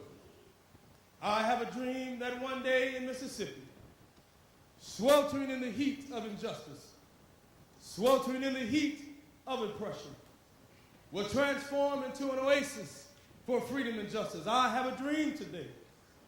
I have a dream that one day even my 4 little children will be able to live in a nation where they not be judged by the color of their skin, but by the content of their character. I have a dream today. I have a dream that one day, down in Alabama, its governor, having his racist lips dripping the words of interposition and nullification. One day, right there in Alabama, little black boys and black girls will be able to join hands with the little white boys and white girls as brothers and sisters. I have a dream today. I have a dream that one day every valley will be exalted. Every hill and mountain would be made low. Every rough place made plain. And every crooked place made straight. And the glory of the Lord shall be revealed, and all flesh shall see it together. This is my hope. This is the faith that I return back to the South with. And with this faith, we'll be able to hew out the mountains of despair and stone of hope. With this faith, we'll be able to transform the jangling and discord our nation into a beautiful symphony of brotherhood. With this faith, we'll be able to work together, to play together, to struggle together, to go to jail together, to stand up for freedom together, knowing that we will be free one day. This will be the day when all of God's children will be singing with the new meaning. My country, 'tis of thee, sweet land of liberty. Of thee I sing, land where my father died, land of the pilgrim's pride. From every mountainside, let freedom ring. And if America is to become a great nation, then this must become true. So let freedom ring from the hilltop mountains of New Hampshire. Let freedom ring from the mighty mountains of New York. Let freedom ring from the highest Alleghenies of Pennsylvania. Let freedom ring from the snow-capped Rockies of Colorado. Let freedom ring from the Convention Peaks of California. But not only that, let freedom ring from Stone Mountains of Georgia. Let freedom ring from the Lookout Mountains of Tennessee. Let freedom ring for every hill in Mohill and Mississippi. From every mountainside, let freedom ring. And when we let this happen, when we let freedom ring, we ought to let it ring for every village and every hamlet, every state and every city. Then we'll be able to speed up that day when all of God's children, black man, white man, Jews and Gentiles, Protestants and Catholics, be able to join hands and sing in the words of the old Negro spiritual. They'll be singing free at last, and thank God Almighty, we're free at last.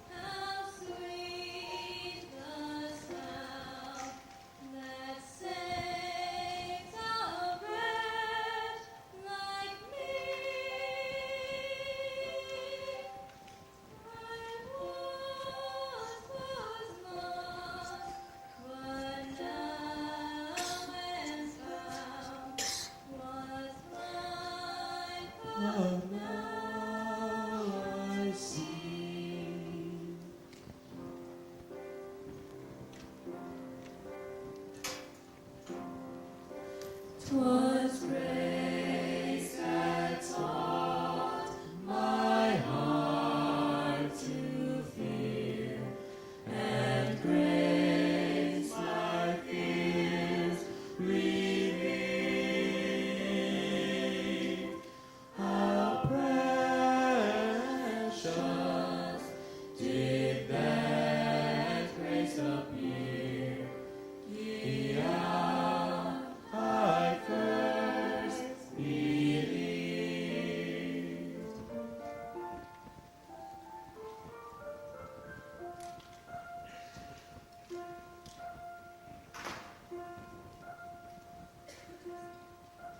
Through many dangers, toils, and snares, I have already come. 'Tis grace hath brought me safe thus far, and grace will lead me home. Feel free to join in. Words are in your program. When we've been there 10,000 years, bright shining as the sun, with no less faith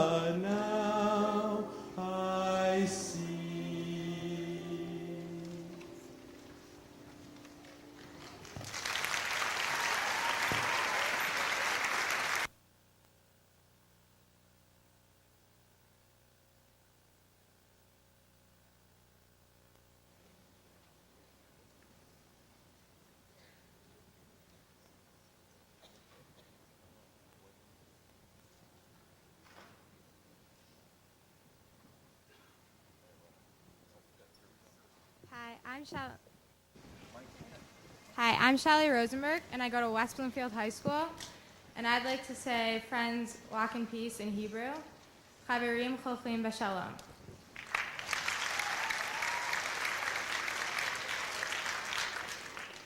Hi, I'm Judith Berg. I'm a junior at West Bloomfield High School, and I'm going to say friends walk in peace in German. Freunde gehen in Frieden.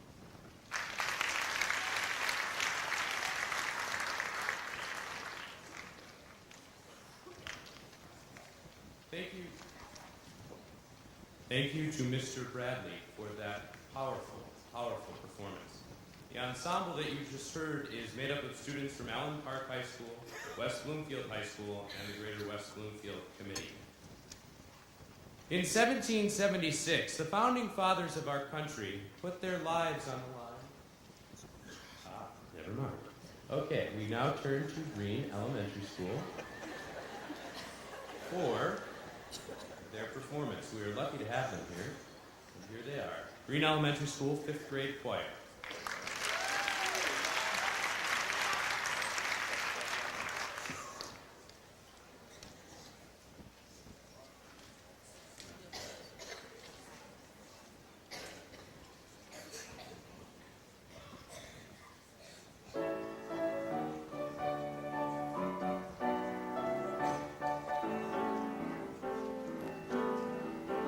You got a friend in me. You got a friend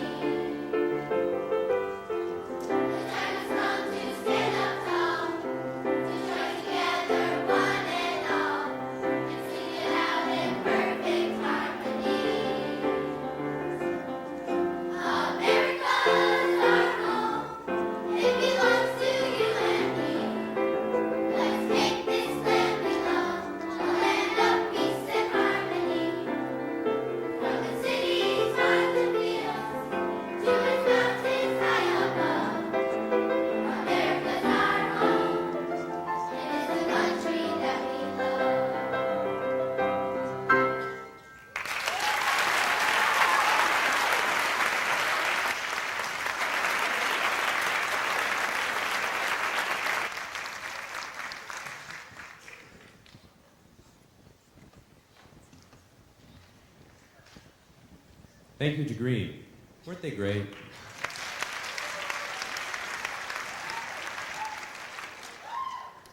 In 1776, the founding fathers of our country put their lives on the line for their dream of freedom. We hold these truths to be self-evident, that all men are created equal, that they are endowed by their Creator with certain unalienable rights, that among these are life, liberty, and the pursuit of happiness. With the passing of time, we have struggled for freedom, to preserve, protect, and defend the rights of every person in this country and around the world. The right to vote, the right to live, the right to speak freely, the right to be who we are in a world where we are all so different from one another. Dr. King believed in these rights. He marched for them. He spoke for them. He sacrificed his life for them. So today, let freedom ring, a phrase that speaks volumes to all of us. As we continue our journey toward freedom for all people, we look for new and better ways to join together in peace. Let freedom ring for every person in our diverse community. Let freedom ring for victims of disaster and victims of violence. Let freedom ring for those who strive for peace. Let freedom ring.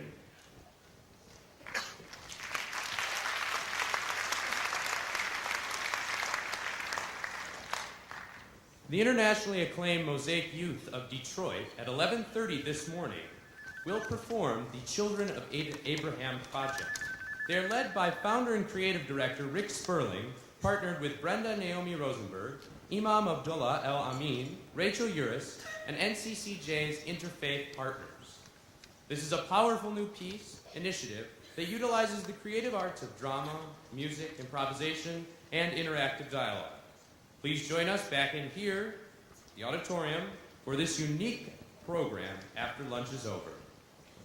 After our musical finale, please join us as we walk together. It's cold, so bundle up. Remain seated until all program participants on stage have exited by the main aisles.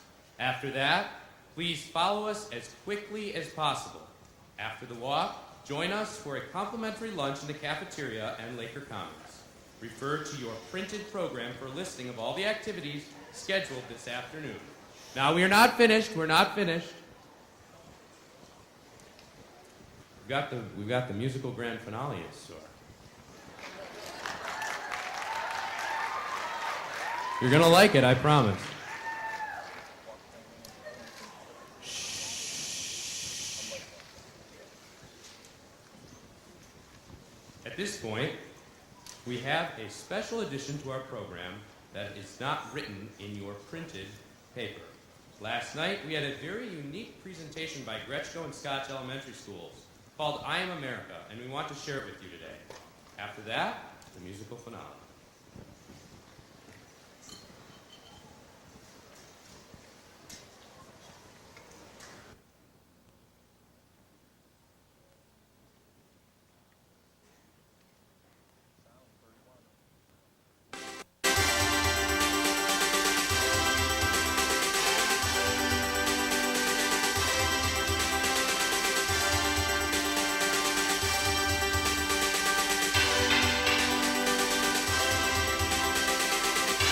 We are America and we are proud. We are diverse, soft-spoken and loud.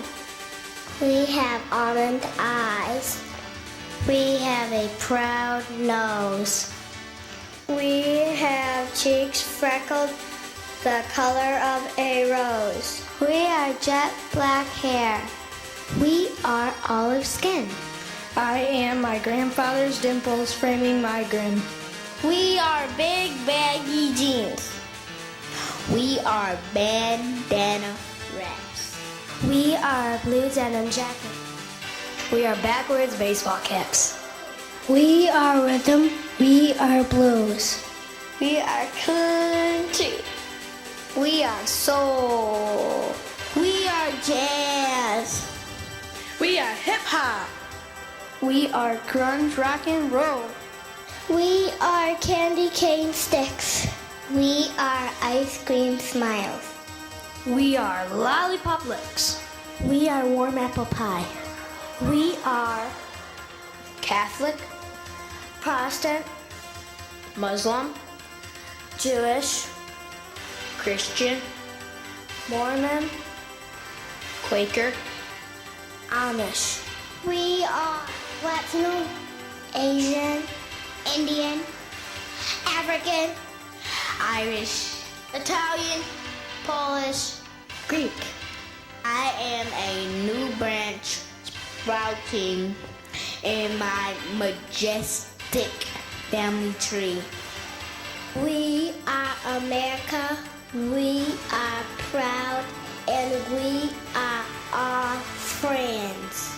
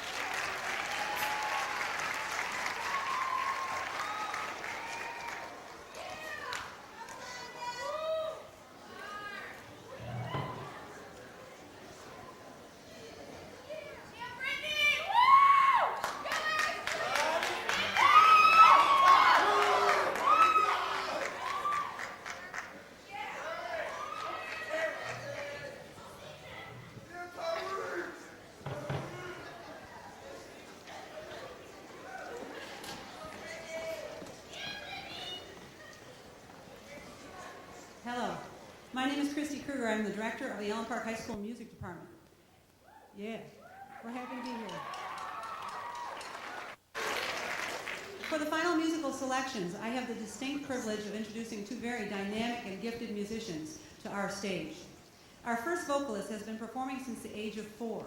Her vocal range, expressive styling, and vocal acrobatic prowess have made people stop and listen, not just with their ears, but with their hearts.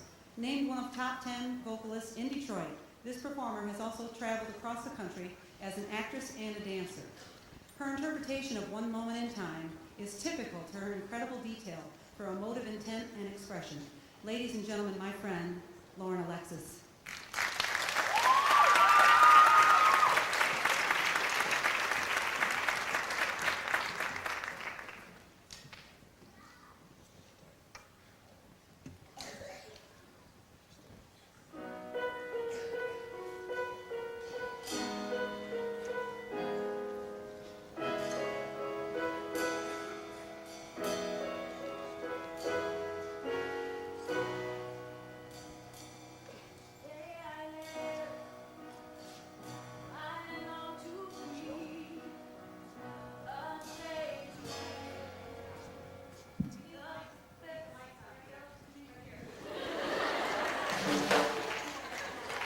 Sheth.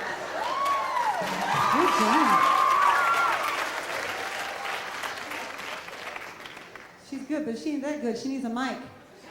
She goes.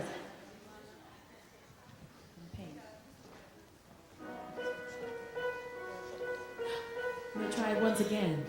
Can you raise me up a little bit, please? Louie? Thank you, love.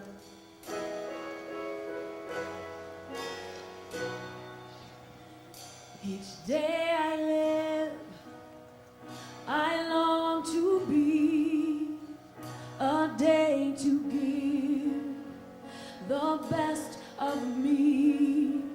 I'm only one, but not alone. My finest day is yet unknown. I broke my heart with every game to taste the sweet. I face the pain. I rise and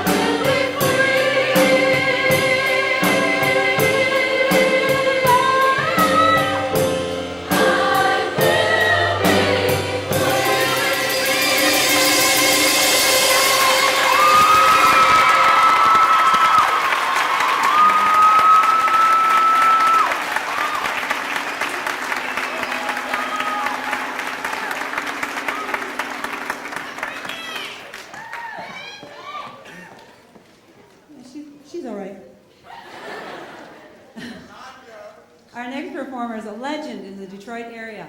His incredible vocal range as a singer is matched by a rich, sonorous texture that allows him to make any song he sings his own. I personally have witnessed people stop and stare with dropped jaws as he sings, mesmerized not only by pure vocal supremacy, but also a quality of sound that is like no other. He has performed the national anthem at Pistons games, sung for Governor Granholm at many functions, and next week is flying to Washington to perform at the inaugural ball for President Bush. Right. But forget about the impression he has made on others, as what you are about to hear will be forever etched in your heart as he performs his stirring rendition of You Raise Me Up. Ladies and gentlemen, Royce.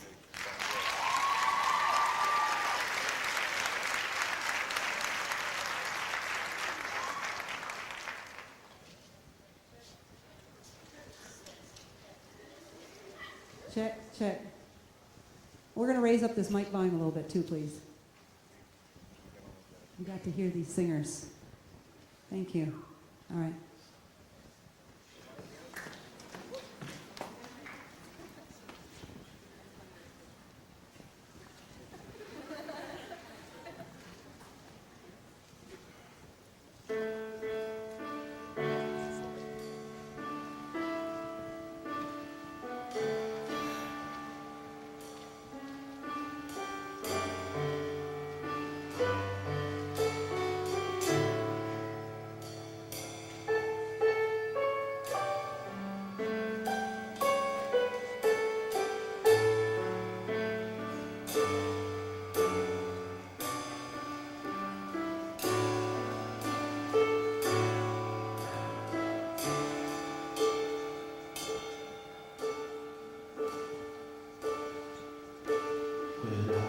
Down and oh my soul so weak.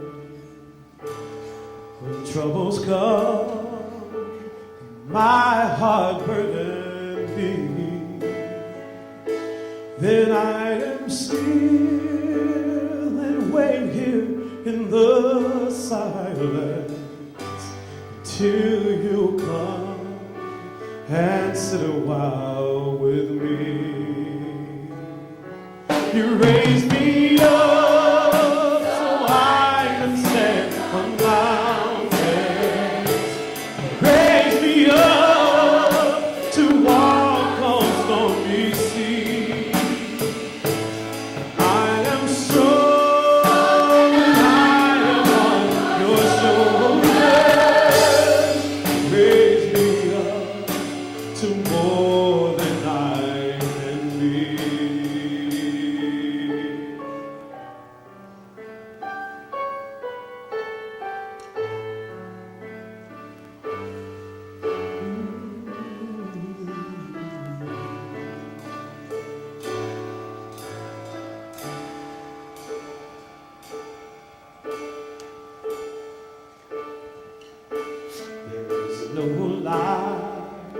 No life without its hunger.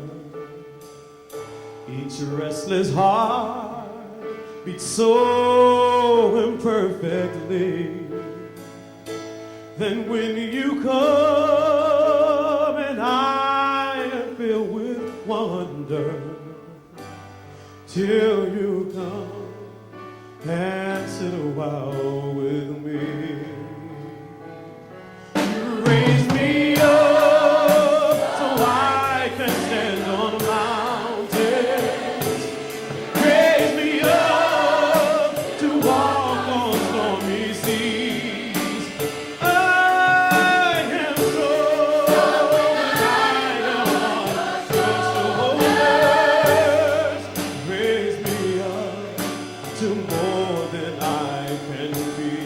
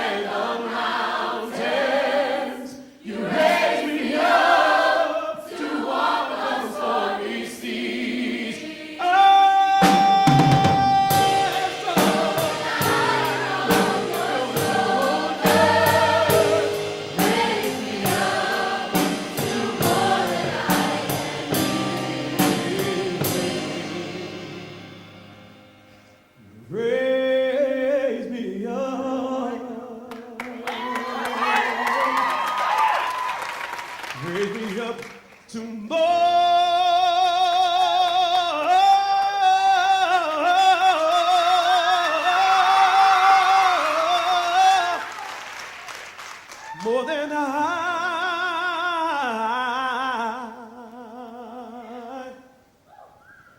can bear.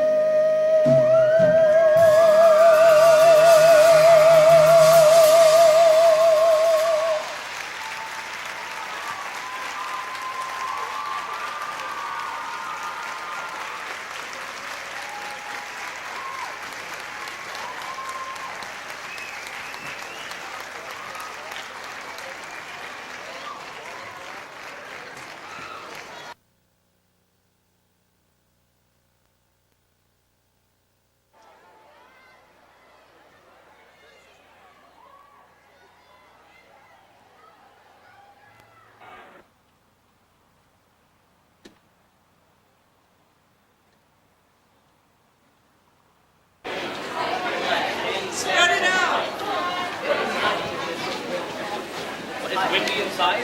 Go outside. Nice job, you guys.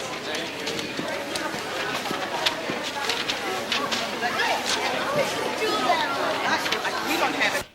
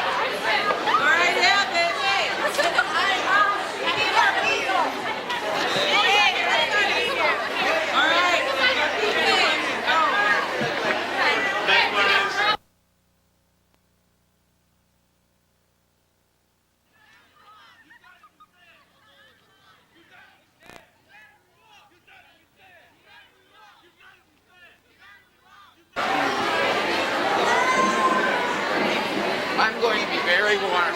Yay.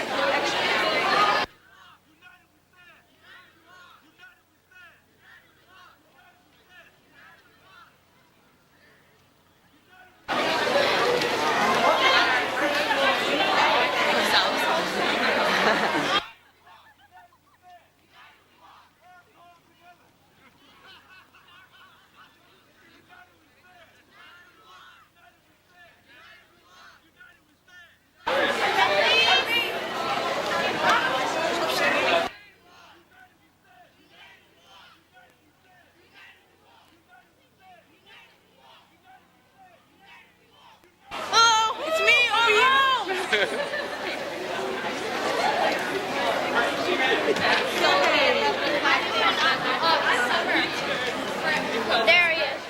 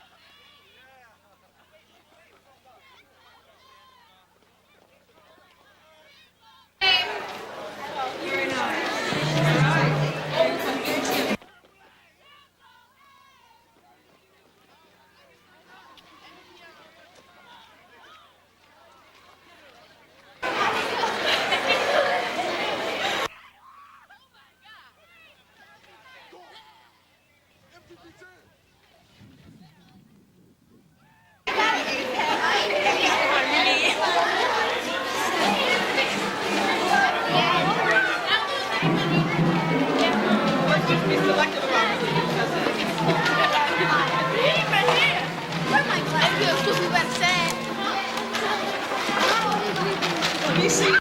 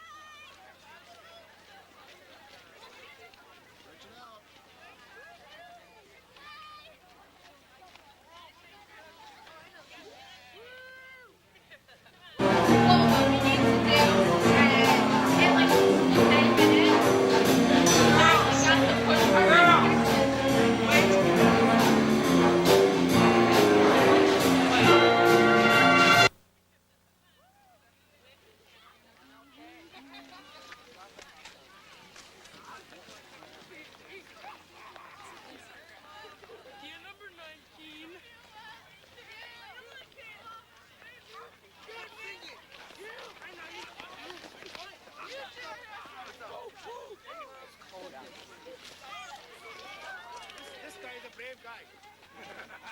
And he had to take the jacket from me in case.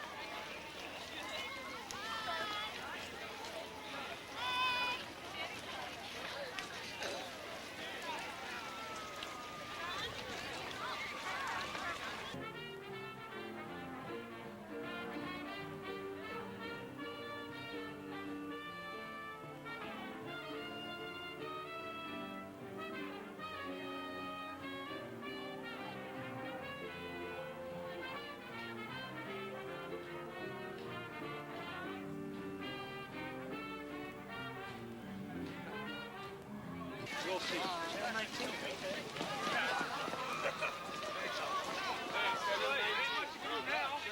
He's okay. You know where he came from? Come here. He came from Allen Park, all the way. Come on here. Come on here, fella. Yeah. See this? He only had this for 5 minutes. 5 minutes. 5 minutes. Yeah, okay. Now you stand.